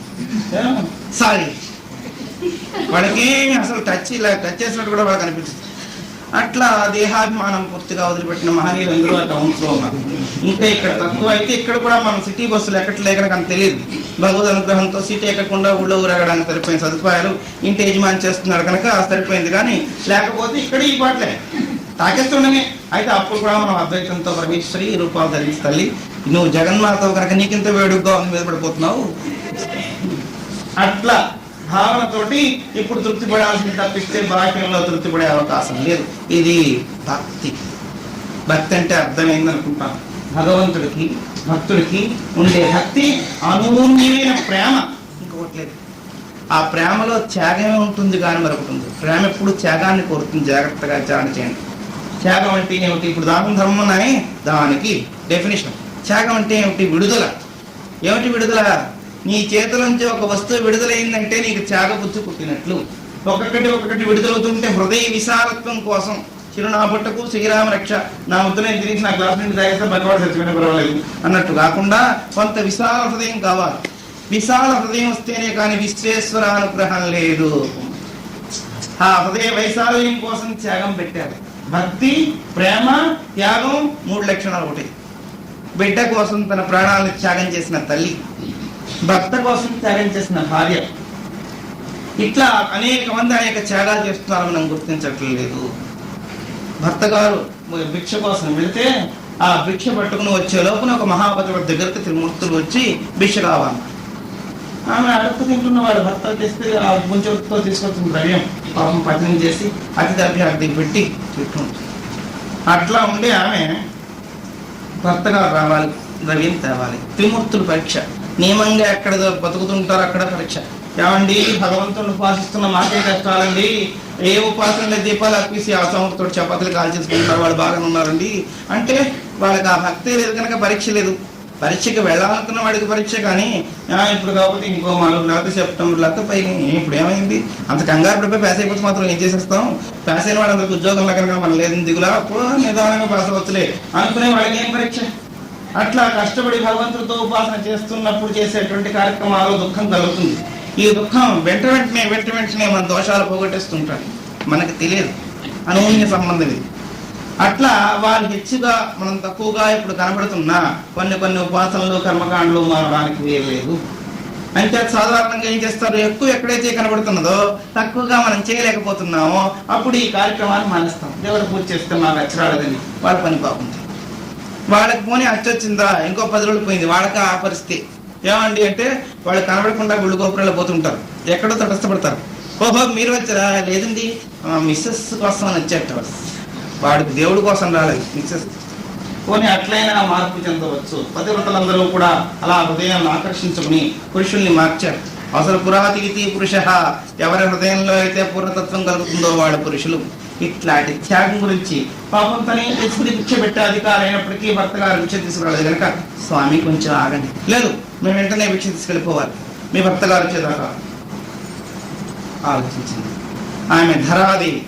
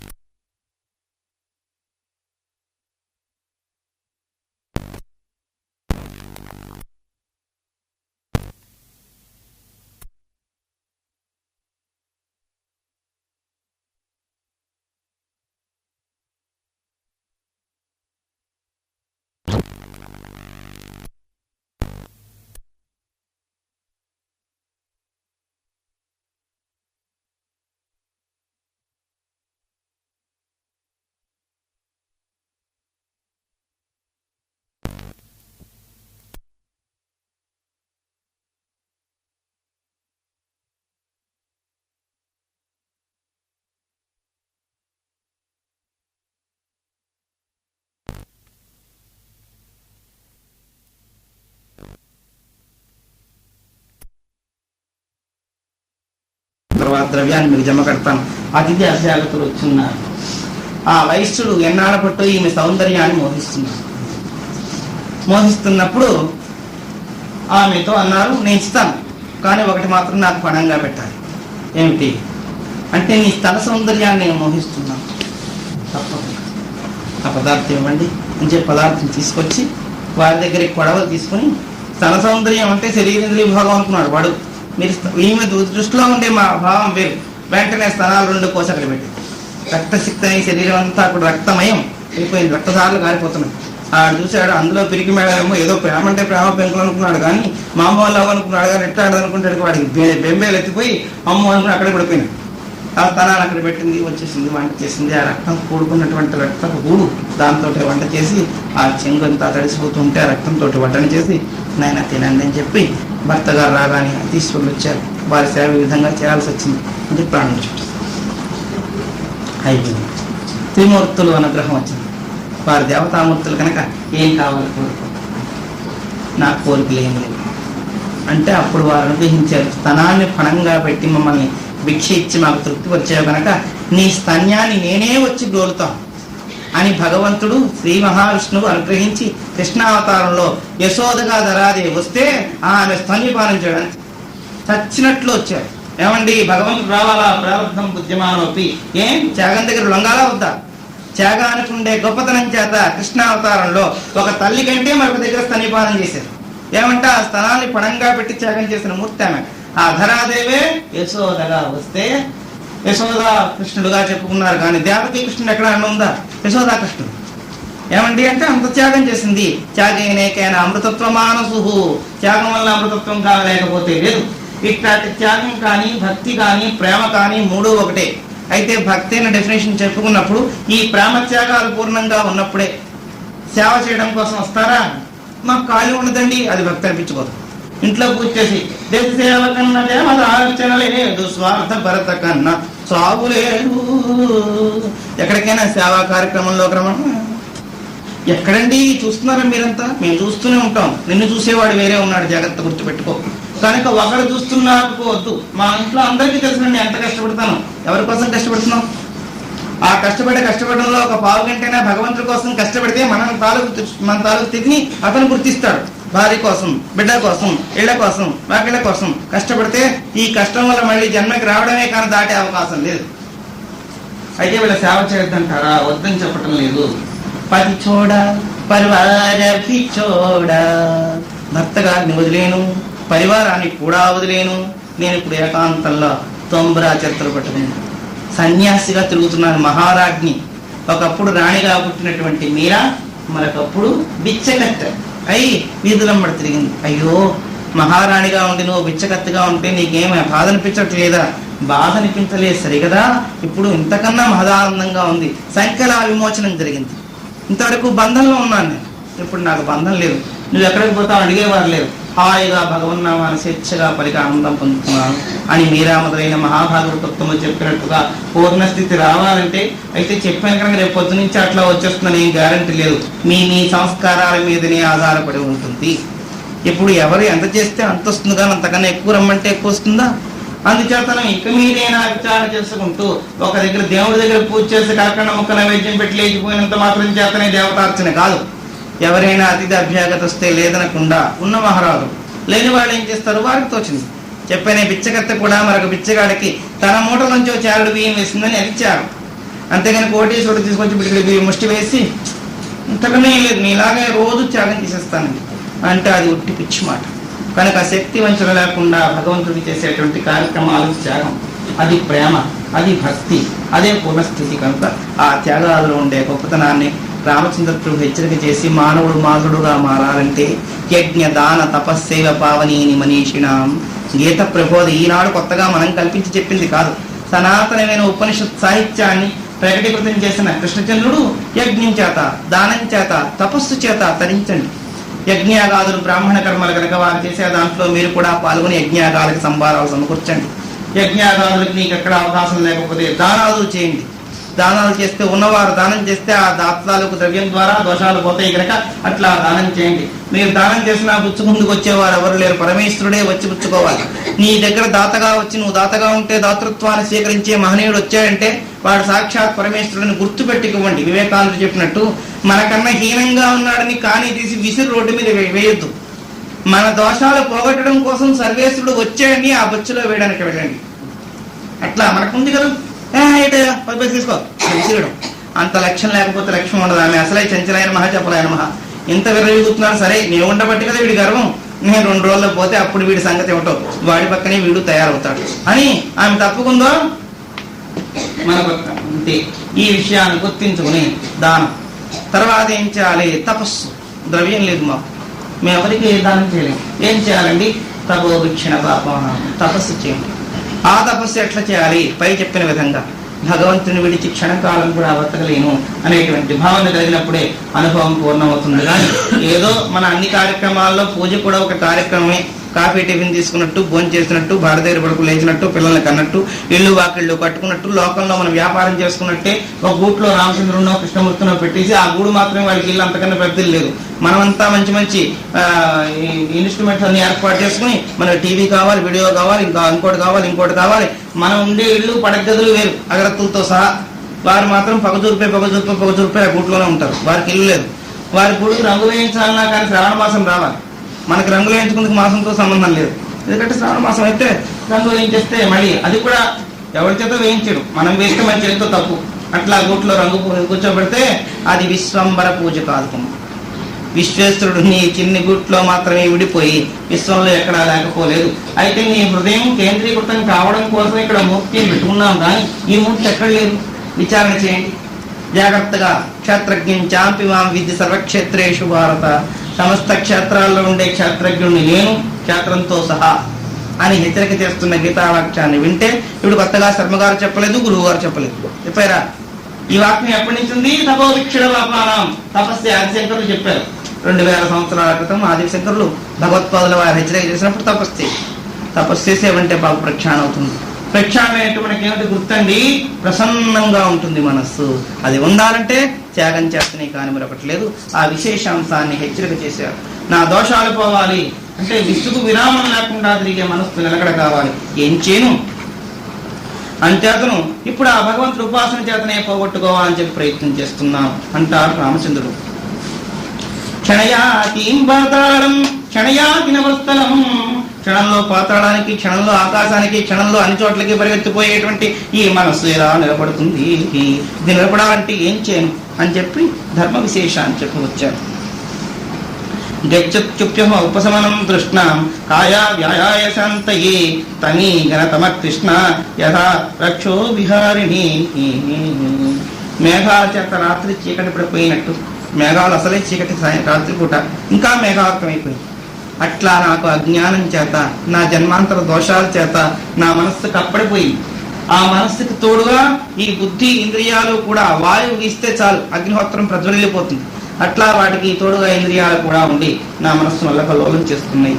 ఇట్లాంటి దాంట్లోంచి ఎట్లా శ్రమించి పైకి రాను. దేహ పరిశ్రమ కూడా నాశనం అయిపోతుంది.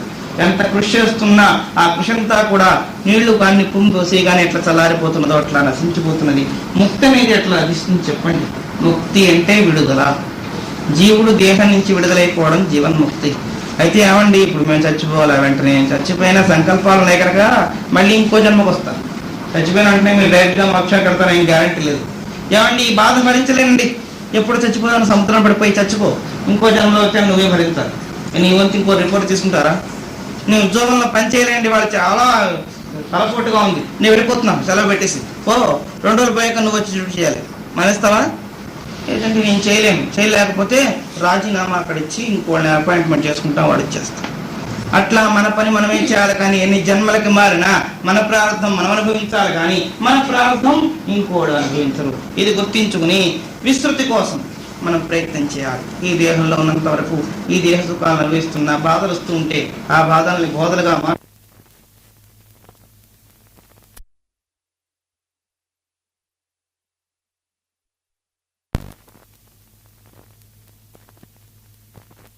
అనేటువంటి విశూచి వ్యాధి వచ్చింది. ఈ వ్యాధి అంత వేగంగా పోదా మనుషుడిని తీసుకుపోయేదాకా తలరా వచ్చినప్పుడు బతుకుతానికి గ్యారంటీ లేదు. అట్లనే విషయసుఖ అభిలాష గలవాడు భగవద్ అనుగ్రహానికి పాత్రుడవుతాడని కూడా చెప్పలేము. ఎందుకంటే విషయేంద్రియాల వ్యామోహం అని ముంచేస్తున్నది. ఎంతవరకు ఈ వ్యామోహం ఉంటుందండి? పోనీ ఇంత వయసు వచ్చాక పోతుందో పెరుగుతుందో? అగ్నిహోత్రంలో ఆద్యం పోస్తుంటే కోరికలు పెరిగినట్టు వయసు అయిపోయిన తర్వాత కూడా ఇంకా పాసంగతి తలుచుకుంటూ మురిసేవాళ్ళు లేరు. అదొక ప్రారంభం. 80 ఏళ్ళు ఇస్తే తాతగారు మీకెందుకండి అంటే ఏం తప్పేంటి? ఆ విషయాలు అనుకుంటే తప్పేంటి? ఏం తప్పలేదు. ఇంకా అధపాతాళానికి వెళ్ళిపోవడానికి కావాల్సిన ప్రయత్నాలు చక్కగా చేసుకుంటున్నారు కనుక ఆనందంగా ఉంది.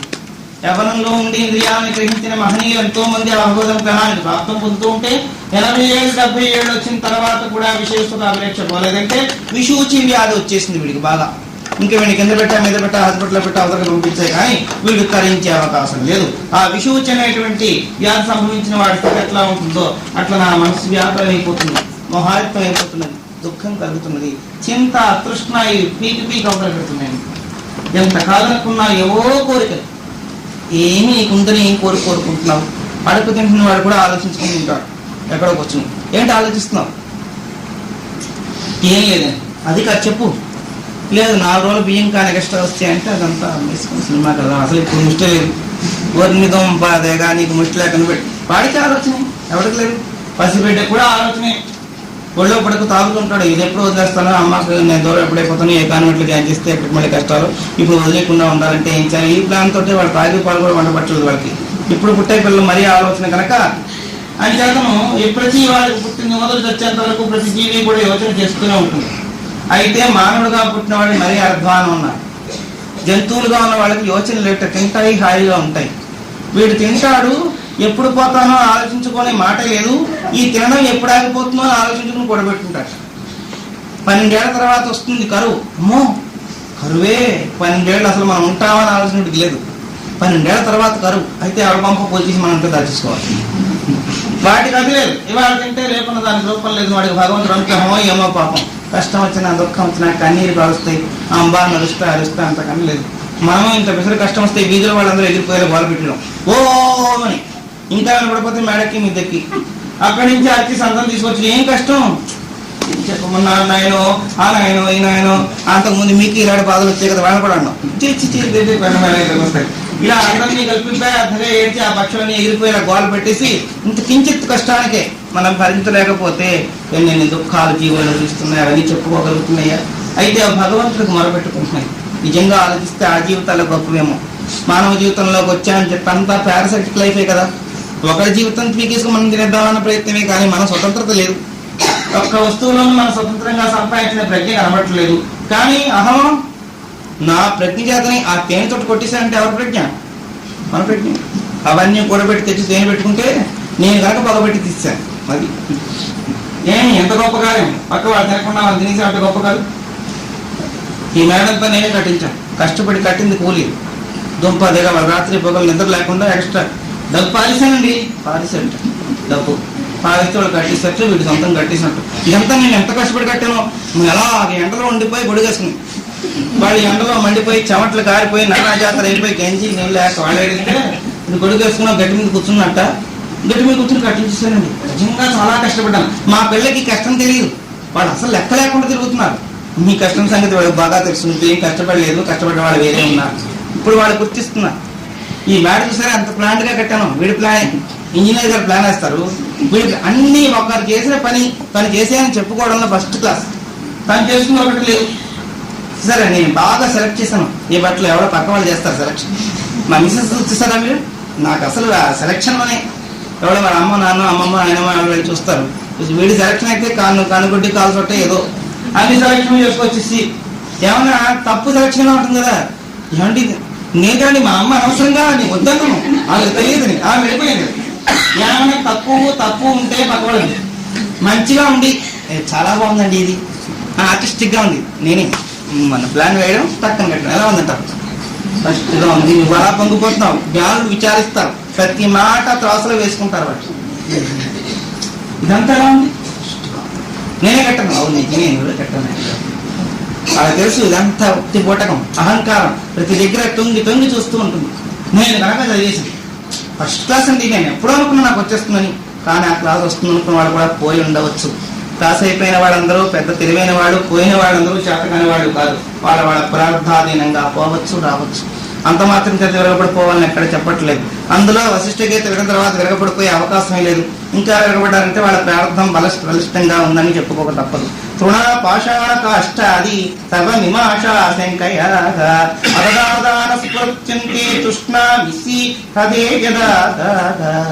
చెరువు నీటిలో పడ్డటువంటి కొయ్య ముక్కల్ని చూసి చేప మాంసం అనుకుని భ్రాంతి పడి తెగ కొరుకుతుంది. కొరికితే కొయ్యను కొరికితే ఏమొస్తుంది? మాంసం ఏమని ఆ పళ్ళు నొప్పులు, దవడల నొప్పులు.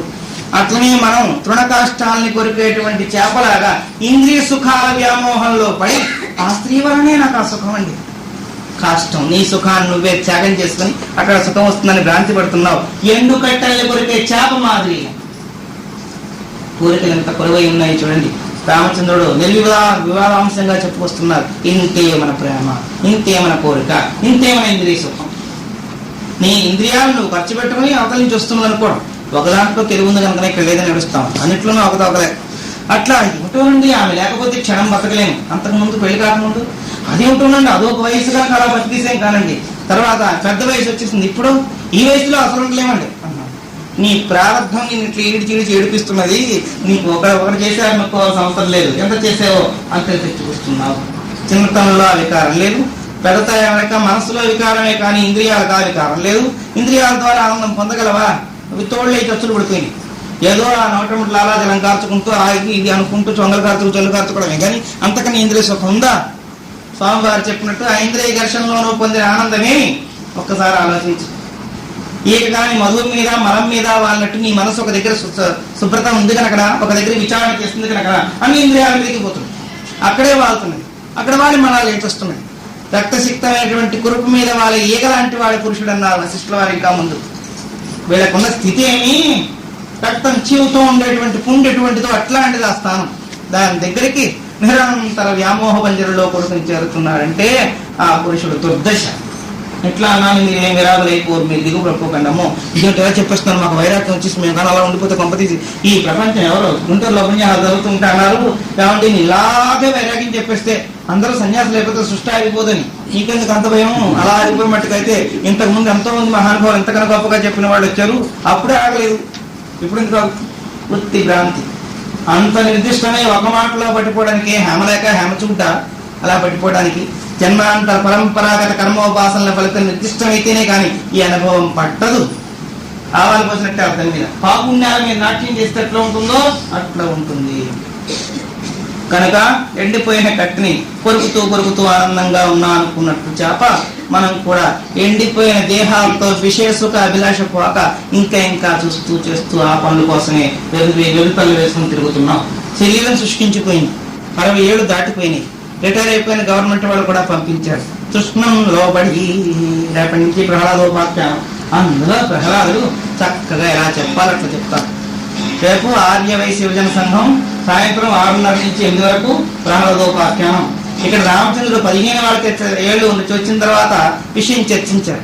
ఇంతకన్నా చిన్నవాడు 5 ఏళ్ల వాడితే చెప్పిస్తారు. మెత్తన క్వశ్చన్ చెప్పులు పట్టుకొచ్చి ఎట్లా మనకి చెప్పించాలో అట్లా 60-70 సంవత్సరాల బతికిన హిరణ్యకశిపుడికి ప్రహ్లాదుడు నిర్దిష్టమైన అనుభవాన్ని చూపిస్తాడు. ఎందుకు పుట్టావు నీకు తెలియట్లేదు, అసలు ఎందుకు వచ్చావు తెలియట్లేదు, కృష్ణా తిరుగుతున్నావు, అందరిలాగా బతుకుతున్నావు, అనుభవం లేదు. అట్లా ఇక్కడ రామచంద్ర ప్రభు అంటున్నారు, సూర్యకిరణాల చేత పద్మం ఊర్ధ్వముఖంగా పెరిగినట్టుగా నీ కోరికల చేత నిరంతరం ఉధృతమైనటువంటి వేగంతో పెరిగిపోతున్నావు. ఈ పెరిగిపోయే ఈ కోరికల కొలువు ఎప్పుడు నశిస్తుంది? ఆ గమనం సూర్యకిరణాల ప్రకాశం తగ్గిపోగానే ముడుచుకుపోయినట్టు యవ్వనం పోగానే ఇంద్రియ సుఖాలన్నీ కూడా ముడుచుకుపోతాయి. ఇంద్రియ అనుభవం లేకపోయినా సరే కోరికల కొలువుతోటి జీవుడు నశించిపోతున్నాడు. ఇట్లాంటి తృష్ణ వల్ల నాకు సుఖం లేదు. అంతేకాదు రోగపీడితమైన స్త్రీలను వాంఛించి ఆమె రోగగ్రస్తురాలైపోయింది, చావడానికి సిద్ధంగా ఉంది. ఆ వంటి వద్ద ఇంకో స్త్రీని ప్రేమిస్తాను. ఇంతవరకు ఆమె ఆనందం ఇచ్చింది, ఎన్నో రకాలుగా ఇతను సుఖాన్ని చేకూర్చింది. పాపం శరీర ప్రారంభం వల్ల ఏ కుష్ఠ రోగం వచ్చింది, లేదు క్షయరోగం వచ్చింది. బతకలు హోప్లెస్ అని చెప్పారు. హాస్పిటల్లో వేశారు. 2 రోజులు 3 రోజులు 4 రోజులు కూడా అక్కడికి వెళ్ళి ఉంటారు. తర్వాత చెప్పారు, ఎందుకంటే తిరుగుతారు, ఈమె వల్ల మీకు కూడా వ్యాధి సోకవచ్చును. అమ్మో చిరునా పట్టుకు శ్రీరామ రక్షణ పిల్లల్ని చూసుకుంటూ అని ఆ భార్యను వదిలేస్తాను. ఆ పాపం కబుర్లు మీకు కబురు పంపిస్తున్నాయండి, ఒకసారి చూడాలి. నేను కాస్త చిత్రపటం పెట్టుకొని చూపించున్నాను. ఎందుకంటే ఆ గాలి సోకితే ఏమైపోతాను, నువ్వు నిరంతరం బతికిపోతావా? కట్టుకుని నాడు నీ కార్యక్రమాలు నడిపించి నీకు ఎంత సేవ చేసినా ఆమె దగ్గర వెళ్ళి ఉండరు, అక్కర్లేదు. ఇంకొక ఆమెను పెళ్లి కూడా చేసేసుకుంటాడు పోయిన తక్షణమే. అట్లాంటి విరాగం కలిగిన వాడి పురుషుడున్నారు. ఈ కోరికలకు అంతం లేదా? ఈ అనుభవం చల్లారింది అనుకోవడానికి వీలు లేదా? పూర్ణస్థితి ఎట్లా వస్తుందో దాని గురించి ఆలోచన లేదా? ఇట్లాంటి దుఃఖభూయిష్టమైన జీవితం నేను ఎందుకు గడపాలి? నాకు పూర్ణ స్థితిని కల్పించండి అంటున్నారు రామచంద్ర ప్రభు. అత్యంత శూన్య గ్రంథి మధ్యో దీర్ఘస్వాంకురటంకట ముక్తామణి ప్రియా నిత్యాం తృష్ణ వేణులతాయివ. వెదురు బొంగుల రంధ్రాల్లోంచి గాలి వెళ్ళి ఆ వెదురు బొంగుల్లోంచి వెళ్ళిన గాలి వేణువు పలికిస్తూ ఉంటే ఎట్లా ఉంటుందో, ఆ వేణువు రాధం విని మనం అంత ఆనందపడుతున్నాం. అట్లనే ఈ 9 రంధ్రాల తోలుతిత్తనే వెదురు బొంగులో ఆత్మవస్తువు అనేటువంటి భగవత్ కరుణ చేత ప్రాణోపాన వ్యామోదాన సమాన వాయువుల చేత పూరింపబడి మనం పలుకుతున్నాం, చూస్తున్నాం, వింటున్నాం, తింటున్నాం, తిరుగుతున్నాం. ఆ గాలి ఎప్పుడు తప్పుకుంటే ఆ వేణువు వదడం లేదు. అట్లాంటి అస్థిరమైన వస్తువును పట్టుకుని శాస్త్రం అనుకుంటున్నాం. దీనివల్ల దుఃఖం కాక ఆనందం ఎట్లా వస్తుంది? కనుక నాకు ఈ దుఃఖంతో కొడుకునే అక్కర్లేదు. సంస్థీర్ణ గహన భీమ గణదారదో మయాగ సంధాకారోగ్రనీహార తృష్ణాభింజ మహాతటి. చొరరాని విశాల అరణ్యం, వింజ పర్వతాలు, అక్కడ ఏనుగుల గుంపులు ఉంటాయి. సింహాలకి వాటికి కూడా చూడడానికి వీల్లేదు. అట్లాంటి అడవిలో ఏనుగులు ఉన్నట్టు ఈ దేహంలో అనేక విశేషకలాంపత్యం అనేటువంటి మత్తగజాలు ఉన్నాయి. దాని తాలూకు బలం నుంచి నేను తప్పించుకోలేకపోతున్నాను. కళ్ళు మూసుకున్నాను, నేను చూడకూడదనుకున్నాను, కానీ మనస్సే నేత్రం అయిపోయి లోకం అంతా చూసేస్తాను. చెవులు మూసుకున్నాను, శబ్దం వినకూడదనుకున్నాను, కానీ మధురమైన ధ్వని పడగానే మనస్సుకి వెళ్ళిపోతుంది. ఆ మనస్సు వినడం మొదలుపెట్టింది. సరే, నోటితో తింటే జిఫేంద్రియ చపత్వం వల్ల గుహ్యేంద్రియానికి ప్రమాదం అని చెప్పి తిండి మానుకున్నాను. నువ్వు తిండి మానుకున్నావు, ఆ వికారం నేను మాను అని ఇంద్రియాలన్నీ కూడా ప్రకోపిస్తున్నాయి. మనపటి కన్నా విపరీతంగా చెలరేగిపోతున్నాయి. నేను ఎక్కడికి వెళ్ళని చెప్పి హఠంతో మఠం వేసి కూర్చున్నాను. నువ్వు వెళ్ళకపోతే నేనే వెళ్ళిపోతా అని మనస్సు తృష్ణతో కూడుకుని పరిగెత్తి పారిపోతుంది. ఇట్లాంటి దాన్ని ఎట్లా జయించను? అసలు ఈ విచారణ మనం ఎప్పుడైనా చేసేమా? రాముడు దాకా వద్దు, మనం ఎప్పుడైనా ఏకాంతంగా కూర్చుని ఇన్ని విషయాల గురించి చెప్పుకున్నప్పుడు ఇందులో ఒక విషయమైనా విచారణ చేస్తే అప్పుడే కడ తీరిపోవచ్చు. కానీ ఆ విచారణ మనకి సాగనివ్వలేదు. ఇట్లా మధురమైన మాటలతోటి అన్ని దుఃఖాల గురించి చెప్పడం మొదలుపెట్టారు. మరలా రామచంద్ర ప్రభు కొంత విశ్రాంతి తీసుకున్నారు. సాయం సంధ్యానుష్ఠానం అయిపోయింది. మరలా బయలుదేరి వచ్చి కూర్చున్నారు. మరలా ప్రారంభించి చెప్తున్నారు. ఆర్ద్రాం తంత్రీంద్ర గహనో వికారీ పరిపత దేహ స్మృతి సంసారే సోపి దుఃఖాయ కేవలం. ఈ శరీరం గురించి ఆలోచిస్తే దీంట్లో గొప్ప వస్తువు ఉందా అంటే ఆర్ద్రాం తంత్రీ గహనో వికారి పరిపాత, మలమూత్రాలతో ఉన్న తోలు తిత్తి. దీంట్లో మంచి సరికి ఏమైనా ఉందండి? బంగారమా, వజ్రాల, రత్నాల, రవ్వల ఏమున్నాయి? అంతేకాకుండా నాడీ జటిలం, అనేకమైన నాళ్లతో కూడుకుని సిరలు దమనులు అనేటువంటి రక్తాన్ని మోసుకుపోయే నాడీ తంత్రులతో కూడుకుంది, వాయుగోళాలతో కూడుకునుంది, మలమూత్రాలతో కూడుకునుంది. అంతేకాదు దేహతంత్రీ గహనో పరిపాతవాన్, కృషించి కృషించి నశించిపోయే స్థితి కూడా దీనికి ఉంది. ఆనందంగా ఉంటే నా అంత వాళ్ళని అహంకరించి వెన్ను విరుచుకు తిరగడం దీనికి తెలుసును. పిల్లలు పోయినా, భర్త పోయినా, ఆస్తి పోయింది, వెంటనే కృషించిపోతారు. ఆమె ఈమెంటే గుర్తించలేము, ఆయనే ఈమెంటే గుర్తించలేము. బాగా పొల్లైపోయినాడు, అప్పుడు తినలేదు, ఇప్పుడు తినలేదు. పోనీ కోటీశ్వరులుగా ఇప్పుడు ఏమో తిన్నాడా డాక్టర్ చెప్పారు. ఆ గంటి చేవ తప్పిస్తే ఇంకోటి తాగితే పడతాను, అదే తాగారు, ఇప్పుడు అదే తాగుతున్నారు. కానీ ఎందుకో కృషించిపోయినారు. ఎందుకు కృషించిపోయినారు? ఇవన్నీ నా వల్లనే జరపబడుతున్నాయని తృప్తి కలిగి ఉంటే చాలు ఇంద్రియాలు ప్రకోపించేస్తాయి. వాళ్ళకి తృప్తి ఉందండి అంటే కొంతలా అయిపోతున్నారు మనుషులు. ఉన్నదంటే చాలు, మనకి 10 కోట్లు ఉన్నాయంటే తినక్కర్లేదు. స్థూలం 10 కోట్లు వచ్చి పట్టుకుపోయారు అనగానే ఆ బలం తప్పోయి ద్రవ్యం ఉండగానే బలం, ద్రవ్యం లేకపోయినా కృషింపు. ఇట్లా తంత్రీకరంగా ఉండి నాడీ మనలు చెప్తుంతో కృషించిపోయి దేహం గురించి ఆలోచించారా ఒక్కసారిగా? అంతేకాదు, పోనీ అలా వాడిపోయి ఉన్న ఆనందంగా ఉంటాం అంటే మరణం సన్నిహితమైపోతున్నది, దాన్ని తప్పించుకున్న వాడే. ఇదం శరీరం పరిణామపేశరం పతత్యవశ్యం శ్లత సంధి జర్జరం కిమౌషధైః త్రిససిమూఢా నిరామయం కృష్ణరసాయనం పిబా. కులశేఖరాలు వారు హెచ్చరిక చేస్తారు. కృష్ణరసామృతం పిబా, కృష్ణ కర్ణామృతాన్ని, కృష్ణ రసామృతాన్ని పాలించి అగ్నికి రోగం నుంచి తప్పించి వైకుంఠ వాసుని చేరుస్తుంది కానీ తతిమావి కావు. ఇట్లా అనుభవాన్ని పోస్తూ తాతా సంసారేణ గృహీతం పునః పునః సాగి దేవాలయాంతాంచ కృష్య ఆత్మభావన. అసలు ఈ సంసారం నుంచి ఎట్లా తరించాలి, భావన ఎట్లా దృఢపడాలి? ఎంత విచారణ చేసినా భావన దృఢపడటం లేదు. త్రిపుర రహస్యంలో హేమలేఖ, హేమచూడు అని మహారాజు మహారాణి వారిద్దరూ కూడా భగవతి సంపూర్ణ భక్తులు. అయితే హేమలేఖ త్రిపురాదేవి ఉపాసనా పర్వాలు. ఆమెకి త్రిపురాంబిక లలితా పరమేశ్వరుని అర్చన చేసి ఆమె అనుగ్రహం చేత, ప్రజల కరుణ చేత పూర్ణ అద్వైత అనుభవాన్ని పొంది ఉంది.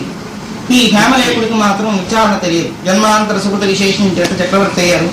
ఆ సుకృత విశేషం చేతనే ఆమెని భార్యగా చేసుకున్నారు. ఆమెకు కాముకం కన్నా కూడా పరమేశ్వరుడి మీద ఎక్కువ ప్రేమ. రాజుగారంటే గౌరవం ఉంది, ఇంద్రియసుఖాలు అనుభవింపజేసేది. కానీ తన భర్త కూడా తనలా కావాలని కోరిక. ఎట్లా ఉన్నవా అట్లా తయారు చేసుకోవాలనుకోవడం సహజం కదా. అట్లా హేమలేఖ హేమచూడుని అద్వైతమూర్తిగా తయారు చేద్దామని వీరికేం పట్టలేదు. ఎంతసేపు తీసుకెళ్ళి నాలు చూపిస్తే పీచి పీచి అని చచ్చిపోయిన వాళ్ళలాగా ఎంతసేపు వీరికి లౌకిక ప్రజ్ఞ కానీ పారలౌకికం లేదు. పారలౌకికంలోకి తీసుకెళ్ళడానికి ప్రయత్నం చేస్తే ఒక మారు అతనికి తెలియకుండానే ఈ విషయంలో తరపడ్డప్పుడు చెప్తుంది, ఈ లౌకిక సుఖ ఇంద్రియాల సుఖాలని అనుభవిస్తున్నారు, దీనివల్ల సుఖం శాశ్వతంగా ఉందా? శాశ్వతంగా ఎందుకుంటుంది? విరదాల ప్రశ్న వేస్తున్నావు. తాత్కాలికం, ఆ క్షణంలో ఉంటుంది, మరు క్షణంలో ఉండదు. అట్లాంటి అది తెలుసుండి కూడా ఎందుకు దీనికోసం ఏమాపడుతున్నారు? అది జీవుల తాలూకు సహజ లక్షణం. మంచిది. అయితే ఆ అనుభవం శాశ్వతంగా ఉంటే మీకు ఆనందమేనా? ఓ శాశ్వతంగా ఆనందం మిగిలిపోతుందంటే వద్దంటారు వాళ్ళ. నీకు బ్రహ్మానందంలో ముంచేస్తాం అంటే ఉంగరం ఉంది, ఆ ఉంగరం కాదండి, నేను 10,000కి 10 ఉంగరాలను ఓ పెద్ద కాసుల దండ అడ్డాణం అంత్యాన్ని ఇస్తాను, మీకు వద్దంటారా? అమ్మమ్మ అసలు ఆ మాట లేదు, మీరు ఇవ్వడమే పొరపాటు. అట్లా ఆనందం ఎక్కువ అయింది ఇస్తాను, ఆ ఆనందం శాశ్వతమైంది ఇస్తాను. లౌకికంగా ఉండే ఆనందం కన్నా 1,000 రెట్లు ఉధృతంగా ఇచ్చే విశేషంగా ఉండే ఆనందాన్ని ఇస్తాను. ఇంత ఆనందం నీ దగ్గర ఎక్కడుంది? నా దగ్గర ఉన్న ఆనందం గురించి మీకు కొంతవరకే తెలుసు. నేను పొందిన ఆనందం మీరు పొందేరంటే నాతో సంబంధం లేకుండానే ఆనందంలో ఉండిపోతారు అని ఆమె దత్తాత్రేయ ఉపాసనాపరంతో కొడుకుని దేవి ఉపాసన చేసింది కనుక ఆ త్రిపుర రహస్యాన్ని ప్రారంభించి రాజుగారికి ఆనందం కలిగిస్తుంది. మొట్టమొదటి వైరాగ్య ప్రకరణం చెప్పిన డీప్ మస్కులర్ ఇంజెక్షన్, అదే నువ్వు చస్తావు అని. అమ్మో చస్తాను కావాల్సింటే తప్పుడు పనులు చేయడు. రాజా మీరు ఇట్లా జీవితం అంతా ఈ ఆనందాన్ని పొందుతూ ఉండగలరా అని. అలా ఉంటాననే ప్రయత్నం చేస్తున్నాను. ఆ ప్రయత్నం చేసిన వాళ్ళు ఎవరైనా అట్లా ఉన్నారా? లేదు. మీ నాయన గారు, మీ తాతగారు వారు కూడా ఇట్లా ఇంద్రియ సుఖాలు నిర్మించి ఉండిపోయారా? వారు లేక కదా మనం కూడా ఇప్పుడు బాగుంది, మనం ఇంకో 10 ఏళ్ళు పోతే ఉంటామా అని ప్రారంభం చేసింది. జన్మాంతర పరంపరా సుఖతం ఉంది హేమలేపుడు కూడా ఆ పురాకృత పుణ్య విశేషం చేత ఆమె చెప్పదా అనే హృదయాన్ని కట్టుకుంటుంది. నిజమే, నేను అనుభవిస్తున్న సుఖం క్షణికం, నేను ఆ సుఖాన్ని పొందడం కోసం చేసే ప్రయత్నం దీర్ఘకాలంగా చేస్తున్నాను. ఈమె దగ్గరికి రావాలి అంటే ఎన్ని కార్యక్రమాలను తొలగించుకుని సాయంత్రం అయ్యేటప్పుడు అలంకారం చేసుకుని ఎంతో ప్రేమతో ఈమె దగ్గరికి వస్తున్నాను. ఇంత కార్యక్రమం వృధా, క్షణంలో ఆ సుఖాన్ని పొంది తర్వాత వెంకుని అయిపోతున్నాను. క్షణకాల సుఖం కోసం ఇంతకాలాన్ని వృధా చేస్తున్నాను, ఈ కాలం ఎప్పుడు భగవత్పరం చేద్దామని ఆలోచన కూడా లేదు, ఇప్పుడు చెప్పింది రైట్ అని ఈమె దగ్గర రావడం మనిషి మనిషి ఏకాంతంలో కూర్చున్నారు. విచారణ చేయడం మొదలుపెట్టారు. అవును, నేను ఎవడం, నా స్థితి ఏమి, మా తాతగారు తండ్రి గారు పోయారు, నేను మాత్రం ఉండిపోతానా? ఆమె చెప్పిన దాంట్లో సత్యత్వం ఉంది. అలా ఉన్న తర్వాత ఏ ప్రియురాలా అని దగ్గరికి వెళ్ళి వాటేసుకుంటున్నావు, అది మాంస పంజరం అని చెప్పిందాన్ని బాగా విపులంగా విచారణ చేసింది. ఆమె మంచి సమర్థురాలు కనుక ఈ మాంస పంజరం కోసమేగా నువ్వు అంతగా గట్టిగా వచ్చి వాటేసుకుంటున్నావు, దీనివల్ల పొందే ఆనందం ఇదే కదా.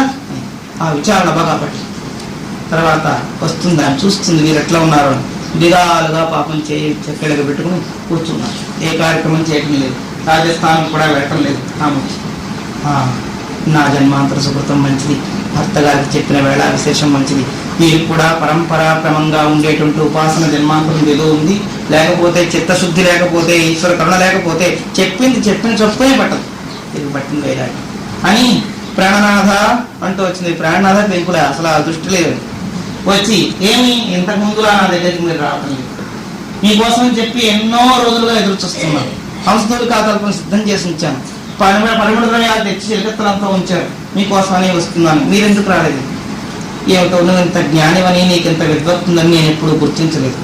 నువ్వు చెప్పిన తర్వాత నా మనసుకు ఒక రకమైన ఆలోచన వచ్చింది, అసలు నీ కథంతా ఇంకా వినాలి నాకు కుతూహలంగా ఉంది అంటే మెడిగట్టిగా కావలించుకుంటే ఏళ్ళు ఏ సంచలనం లేదు.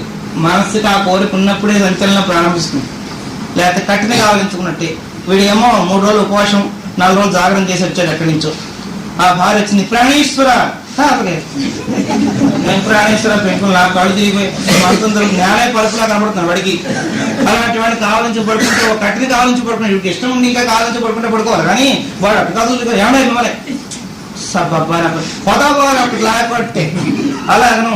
ఎప్పుడు విశేషం ఏది ఆ వ్యక్తి కదా, ఏది ముసలితనమే వచ్చేసి అలా ఎండిపోయి పండిపోయి ముసలాళ్ళు ఏవో పళ్ళు కళ్ళు పోక్కర్లేదు.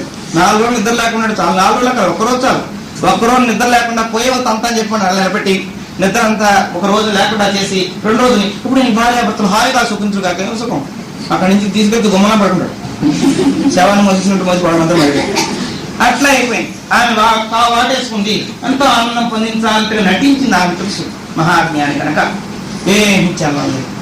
ఏంటి ఎట్లా ఉన్నారు, అబ్బో నా సుకృతం మంచిది, బాగా మంచి మార్పు వచ్చింది వైరాగ్యం అని చెప్పి ముద్దు పెట్టు. ఇంకా శరీరం తాకించి గాఢ పరిశ్రమం చేసి ఏ చుంబనం చేసినా గాఢ పరిశ్రమం చేసినా ఏ మార్పు లేదు స్వామి. మునుపు ఏమాత్రం దానికి మీరు ఎంతో ఆనందపడేవారు, ఇప్పుడు ఎందుకు ఆనందపడలేదు? ఏమిటో ఇందులో సుఖం నాకు లభించట్లేదు. మునుపుట్లా నువ్వు ఆ పనులే చేస్తున్నా, మునుపు శరీరమైన అదైనప్పటికీ ఎందుకో ఇప్పుడు కొత్తగా ఆ సుఖాన్ని పొందుతున్నట్టు అనిపించలేదన్నా వైరాగ్య స్థితి. అయితే ఈ స్థితిలోకి వచ్చేది కనుక నాకని చెప్తాను వినండి. నేను కూడా ఇలాగే విచారణతో ఉంటే నాకు ఆ కథలో ఉండే అనుభవం సిద్ధించింది అని చెప్పి తన కథ చెప్పుకొచ్చింది. నేను ఇంటి నుంచి వస్తున్నప్పుడు నాకు చిలకత్తెనిచ్చారు. ఆ చిలకత్తెతో సహా నేను వచ్చాను. నాకు సతీ అనే ఒక చిలకత్తె ఉంది. ఆ సతి అనే చిలకత్తెతోటి నేను కాపురానికి వచ్చాను. మీరు గుర్తించలేదు. ఆ సతికి ఇంకో చిలకత్తె ఉంది, దుర్మార్గురాలు అసతి. ఆ అసతికి తర్వాత చెప్తాను. అసతి అనేటువంటి దుర్మార్గురాలు, దాంతో ఈవిడ సహవాసం. తన చిలకత్తి ఉండే ప్రేమ చేత దుర్మార్గురాలను కూడా తన చిలకత్తిగా చేసుకోక తప్పింది కాదు. ఎప్పుడైనా మనకి ఇష్టమైన వాడు ఒకడు ఉంటే పండేవాడు కూడా పక్క వచ్చి వాడి ఫ్రెండ్ ఉంటే వాడికి కూడా ఆ డ్రింక్ లో సగం ఎంతో చేసి వాళ్ళకి ఇష్టం లేకపోయినా అనంత ఇయ్యాలి, లేకపోతే వీడు కష్టపడతాడని. అట్లా ఈ సతి మీద ఉండే ప్రేమ చేత అసతి అనే దాన్ని కూడా నేను ఇంట్లో చేర్చుకున్నాను. ఆ అసతికి మోహుడనే కుమారుడు ఉన్నాడు. ఆ మోహుడనే కుమారుడు కూడా మా ఇంట్లోనే చేరిన తర్వాత సద్గుణ స్వరూపిణి పాపం సతి ఈమె ఏం చేసింది, ఆ మోహుడితో కొంచెం ఆటలాడడం పాటలు పాడడం చేస్తే అసతికి తెలుసు ఇది మాయపక్ష, ఎంతసేపు కూడా వాళ్ళిద్దరినీ కలిపి పెళ్లి చేస్తే బాగుంటుంది అని ఆమె ప్రోత్బలం చేసి సతికి తన కొడుకు మోహుడితో పెళ్లి చేసేసి వీళ్ళిద్దరికి కొంతకాలం కాపురం చేశాక ఒక మంచి కొడుకు పుట్టాడు. మంచి దృఢకాయుడు, వాడి పేరు అస్థిరుడు. ఆ కొడుకు పుడితే ఆ కొడుకు పెరిగాడు, ఇంద్రియ జీవసత్తాలు. ఆ పెరిగిన కొడుకు అలా పెరిగిన తర్వాత పెళ్ళక్కర్లే, మనకులాగా వాళ్ళకి పెళ్లి తర్వాత విచారణ ఆ జ్ఞాన విచారణ విశేషం, కానీ ముందు వాడు కూడా పెళ్లి చేయాలి. అందుకోసం ఆలోచించి వీళ్ళిద్దరూ కలిసి ఆ అస్థిరుడికి భార్యను తీసుకొచ్చి కట్టబెట్టారు. ఆవిడ పేరు చెప్పల. ఈ చెప్పలకి అస్థిరుడికి కూడా సంతానం కలగొద్దు. ఆ సంతానం ఐదుగురు సంతానం కలిగి ఆ కొడుకులతోటి కొలువు తెచ్చి పాపం సుఖాన్ని అనుభవిస్తున్న తర్వాత ఈ చెప్పలకు ఒక చెల్లి ఉంది, దాని పేరు ఆశ. అది కూడా బావగారు మీరే నాకు నచ్చారని పెళ్లి చేసేది. ఫోన్లో ఈమె ఎప్పుడైనా ఎక్కడికి మా స్వామివారు చెప్పారు హిత్రిక మరీ తగ్గలేదు, ఈమెకి ఏమైనా గర్భధారం ఉంది ఎక్కడికైనా వెళ్ళినప్పుడు, లేకపోతే ఈమె కొంట్లో బాగున్నప్పుడు ఆమె పనికి వస్తుంది చాకరికి అని చెప్పి ఆశను కూడా చేసుకున్నారు. ఆశ కూడా చేసుకుంటే ఆమెతో కాపురం చేస్తుండగా ఆమెకి ఇద్దరు కొడుకులు పుట్టారు. ఒకడు జ్వాలాముఖుడు, రెండవ వాడు నిందావృత్తి. ఇట్లాంటి కొడుకు. ఈ సంసారం అందరితో కొడుకుని ఆ దిక్కుమాల కొంపలో నేను ఎంత దుఃఖాన్ని పడుతున్నానో స్వామి అని కళ్ళ ప్రారంభం. రాజుగారికి ఏమి బాధపడక తర్వాత ఏంటి అసత్యం ఏమిటి సత్యం ఏమిటి చెప్పలేంటి, నా కొంప తీసేటట్టుంది, అసలు కదా చెప్పు అంటే అప్పుడు మహానుభావుడైన పరశురాముడు దత్తాత్రేయ స్వామి చెప్తున్నట్టుగా విశేషాంశంగా చెప్పుకొచ్చారు. అప్పుడు చెప్తుంది, అసతి అన్నది బుద్ధి, నేను జీవుణ్ణి, నా జీవత్వంతో కూడుకున్న బుద్ధి నా చిలకెత్త సతి. ఆ సతి అనే బుద్ధితో కూడుకుని నేను కాలక్షేపం చేస్తూ ఉంటే ఆ సతికి అసతి అని ఇంకో దుర్మార్గురాలు స్నేహితురాలు ఉందన్న. ఆమె ఎవరు అంటే అవిద్య అనేటువంటి చిలకెత్త ఆమెకు పోగడింది. ఆ అవిద్యకి కొడుకున్నాడు మోహం ఎక్కడ ఉంటుందో బుద్ధి అక్కడ నశించిపోతుంది. అట్లా ఈ బుద్ధి అనే సతికి అసతి కొడుకైన మోహుడనే వాడికి వివాహం చేసింది. ఈ బుద్ధి భ్రష్టు పట్టించింది. నేను మంచి పని చేద్దామన్నా ఎందుకులే అంటాడు మోహం. ఒకవేళ దాన ధర్మం చేస్తే మన పిల్లకి పెట్టుకున్నాంలే మోహం. వాళ్ళేం బాగా కొంప నీకే కట్టించి అక్కడ కూర్చోబెడతారా, ఉండగానే ఇడిచి వదిలి పెట్టేసి తాటాకులు చెడ్డ వేయడం. ఏంటి ఇంత మాట పెట్టుకున్నాను ఎందుకు ఇడిచేస్తారంటే ఏళ్ళు పోతాను డాక్టర్ గారు చెప్పారు, పంపలో పోతే ఏమో కంపోతే ఎంతో అంత ఏసీ రూమ్ లో చేయించుకున్నాం, నీకే నువ్వు చచ్చిపోతావు కానీ యావజ్జీవం మేము చావాలి ఉన్నంత వరకు, అందుకని నువ్వు 2 గడియలు కష్టపడావంటే మేము హాయిగా ఉంటాము. అట్లా తీసిపారేసేవాడు కనుక మోహం కలిగిస్తుంది. దానికి కానీ ధర్మం కానీ త్యాగం కానీ మంచి పని కానీ చేయనివ్వదు. బుద్ధిగా ఆలోచన వచ్చినా మోహం వచ్చి కమ్మేస్తుంది. భర్త గారు కదా చెప్పే కనుక తప్పదు. అట్లాంటి భర్తతోటి కాపురం చేస్తే అస్థిరుడు మనస్సు, అస్థిరుడు కొడుకు పుట్టాడు. వాడికి అసలే స్థిరత్వం ఉండదు, ఎక్కడ పడితే అక్కడ పోతుంటాడు.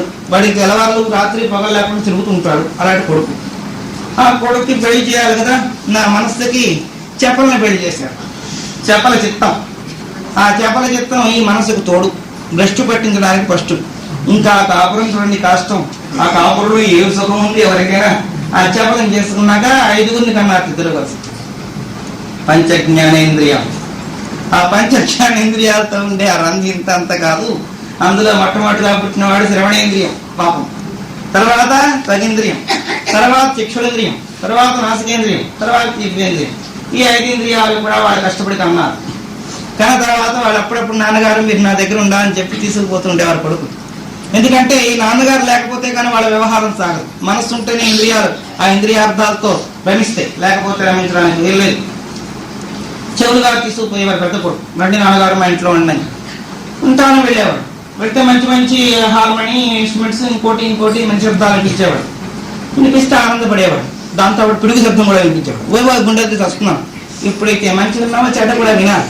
దేహంలోకి వచ్చాక అన్ని సుఖాలే ఉండవు, దుఃఖాలు కూడా ఉంటాయి. సుఖ దుఃఖ స్వరూపమే జీవుడు. అంటే అది అనుభవించక తప్ప అవశ్యం అనుభోక్తవ్యం కృతం కర్మ శుభాశుభం. మంచి చెడ్డలన్నీ అనుభవించక తప్పదు. శ్రవణేంద్రియంలో మంచి శబ్దాలు వింటా హాయిగా ఉంటారు. జడాలను పిడుగుపడ్డట్టు మెరుపులు మెరిసినట్టు ఇంకోటి ఉంటే భయం భీవత్సం. అలా వణికిపోతూ అమ్మ నేను ఇక్కడ ఉండలేనురా అంటే మీరు నా దగ్గరికి వచ్చిన తర్వాత ఈ సుఖం కావాలనుకున్నప్పుడు ఆ దుఃఖం కూడా అనుభవించాలన్నాడు.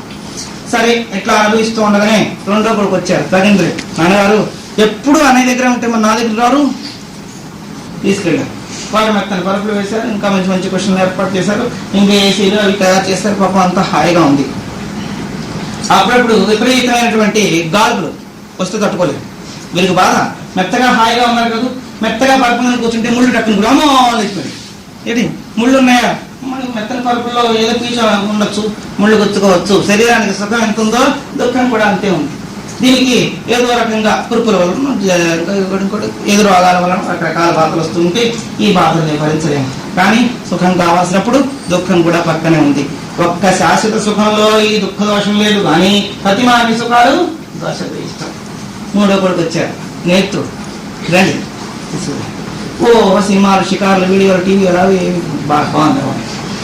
అయిపోగానే కొడుకు చచ్చిపోయిన వాడిని వాడు చూపించారు. వాడు రోమం నడుస్తా అప్ప ఈ పాడు దృశ్యం చూడలేని అయినా చూడాల్సిందే. ఇందుకోసం చూడు, ఆ పక్కనే తల్లి చచ్చిపోతుంది, తండ్రి చచ్చిపోతుంది, అన్నదమ్ములు చచ్చిపోవచ్చు, ఇది ఇష్టమైన సకుడు చచ్చిపోవచ్చు, అందరినీ ఇక్కడ చూడాల్సిందే. నేను చూడలేనురా అబ్బా ఈ నరకాన్ని చూడలేను. ఎంతమంది రక్తపాతం వాటర్ కింద పడిపోయి ఒకరు చచ్చిపోతాడు, మనం చూడాలి. బాబా ఈ దర్శనం నేను చేయలేను అంటే కుదరదు. సుఖంగా దృష్టిని చూసాక ఇది మాత్రం ఎందుకు చూడు, ఒక సుఖం ఒక దుఃఖం చూడు. అమ్మాబాయ్ ఈ సుఖం నాకు అక్కర్లేదు అనుకున్నాడు. ఇంకో గారి దగ్గరికి వచ్చాడు. ఓహో రాకరాక వచ్చారు నాన్నగారు, నేను చెట్లు అత్తర్లు పన్నీళ్ళు అన్ని అవన్నీ పీజన్లు బాగా అనుకున్నాను. పెంట వాడి పక్కన నుంచి పోతుంటే వాడి పక్కన కూడా కూర్చోబెట్టాడు. బాగా ఏంటి బస్సులో పెట్టుకుంటే చేపలు కూడా పెట్టేస్తాడు మన ప్రార్థన. ఇది ఎలాగ భరించినట్టు ఏమి కమ్మగా అని పిలిచావు కదా, విద్యుత్ పిలిచావు పిలిచు ఈ దుఃఖంగా భరించలేము. ఆఖరి కొడుకు దగ్గరికి పోతే హాయిగా ఉంటుందని వీడి దగ్గరికి వచ్చాడు. మంచి మధుర రసగుల్లా లడ్డు భక్తులు తెచ్చుకుంటారు.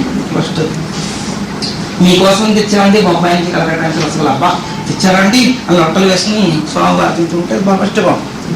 అయిపోయింది. ఇంకొక చెప్పకుండా ఎప్పుడు తీపైన హార్ట్ తెచ్చానని పెట్టింది. దాంట్లో చాలా ఎక్కువ వేసింది. అన్నిట్లా కింద అబ్బా ఇమ్మరంతా పప్పు పోయింది, పుండు పడిపోయింది, నేను తినను మొదలు స్టార్ట్ అయిపోదు. తీపి తిన్నాను. దాంతో పాటు వేపకల పులుసు కూడా తెచ్చు పోయినాను. నేను తిన్నాను. ఏం కాకరకాయ కూడా ఎందుకు తిను అయ్యో తినలేను తినలేంటే కూడా తినాల్సింది.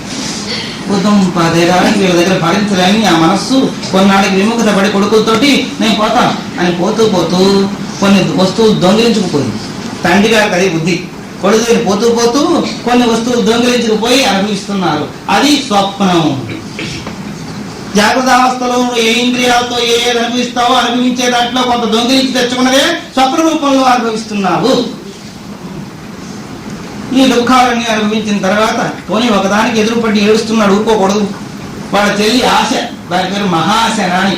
మహాశన అంటే ఎంత తిన్నా దానికి ఇంకా తిండే, దానికి అంతం లేదు ఆశకి. అక్కడి నుంచి ఈ కొడుకు దగ్గరికి పోయి పెద్ద కొడుకు దగ్గర చిన్న కొడుకు దగ్గర ఈ కొడుకు దగ్గర అన్ని వస్తువులు తెచ్చిస్తే అయిపోయింది. మళ్ళా ఏది నాకు ఎలా పోగొట్టావు, ఏదో నీతో ఆమె లేకపోతే మీ అప్పగారు లేకపోతే నువ్వు పనికొస్తాను చేసుకుంటే నువ్వు నాకు పని కల్పిస్తున్నావు, మొదలాన్ని అయిపోయాను అని అందరు కొడుకు వెళ్ళిపోతున్నావు. నాకు ఇది వీడియో కావాలి వచ్చాడు, సినిమా కావాలి వచ్చింది, లడ్లే తింటామని తెచ్చాడు, సెంట్లు యాక్టర్లు కావాలి తెచ్చాడు, నాకు మెత్తడు వరకు ఉండాలి తెచ్చాడు.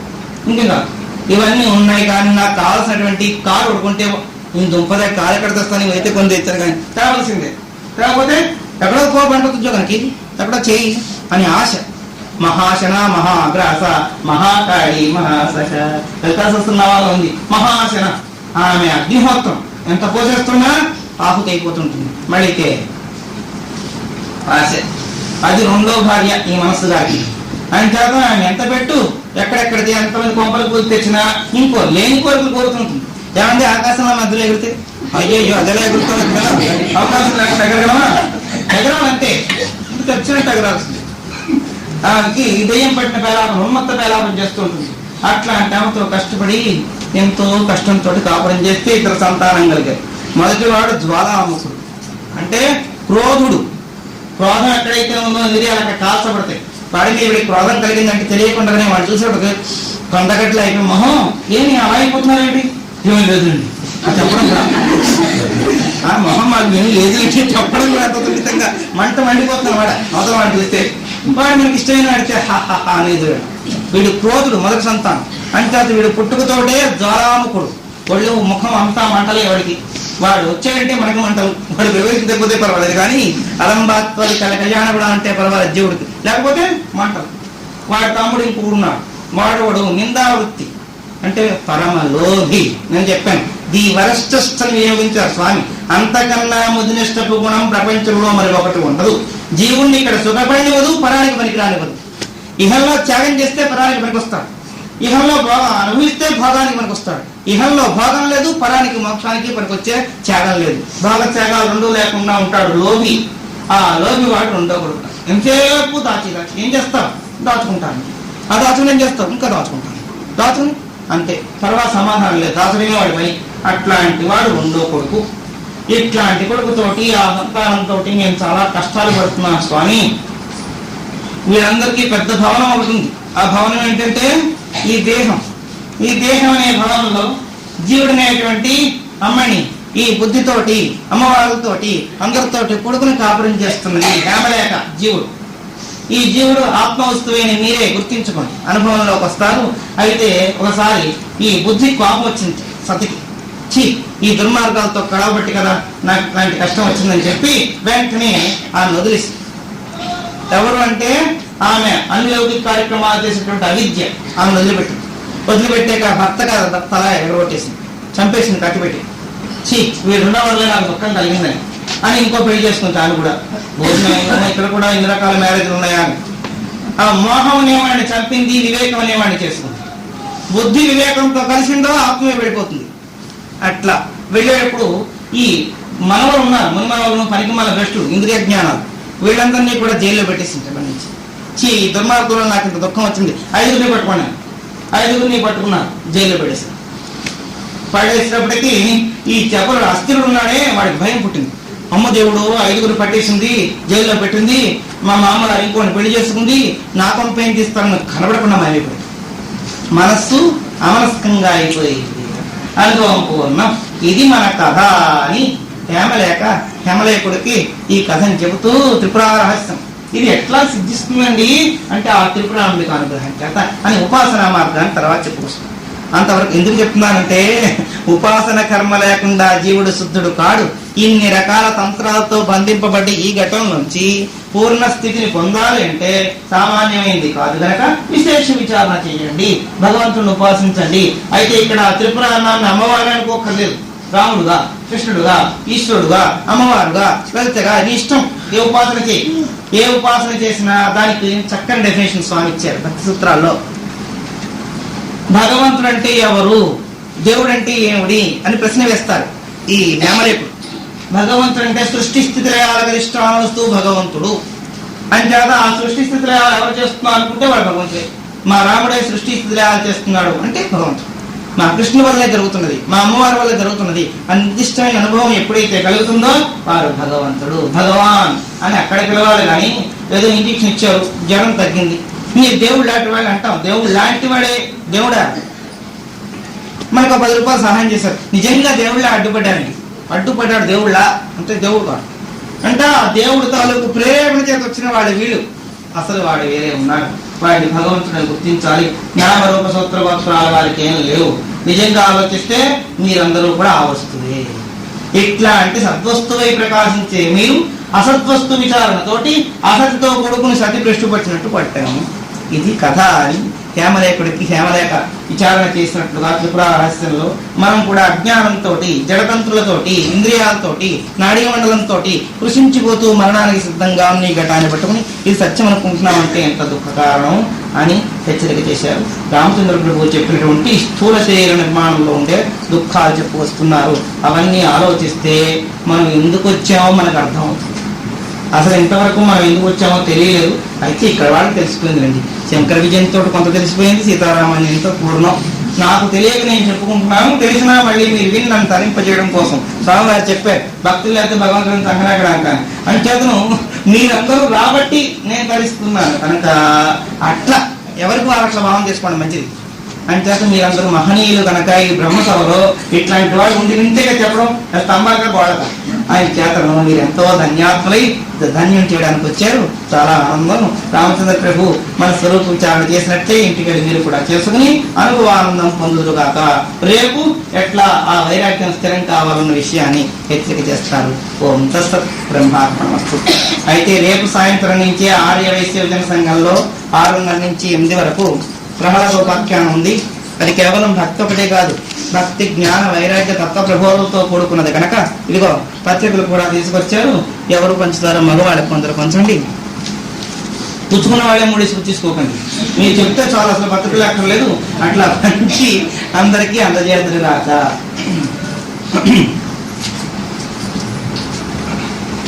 శంకర శివ శంకర శివ శంభో మహాదేవ శంకర శివ శంకర శివ శంకర శివ శంభో మహాదేవ శంకర శివ శంకర శివ శంకర శివ శంభో మహాదేవ శంకర శివ శంకర శివ శంకర శివ శంభో మహాదేవ శంకర శివ శివ శివ శివ శివ శంకర శివ హర హర హర హర శంకర శివ శివ శివ శివ శివ శంకర శివ హర హర హర శంకర శివ త్రిశూలపాణి శంకర శివ త్రినేత్రపాల శంకర శివ త్రిశూలపాణి శంకర శివ త్రినేత్రపాల శంకర శివ సచిదానంద గురు శంకర శివ సద్గురు మూర్తి శంకర శివ సచిదానంద గురు శంకర శివ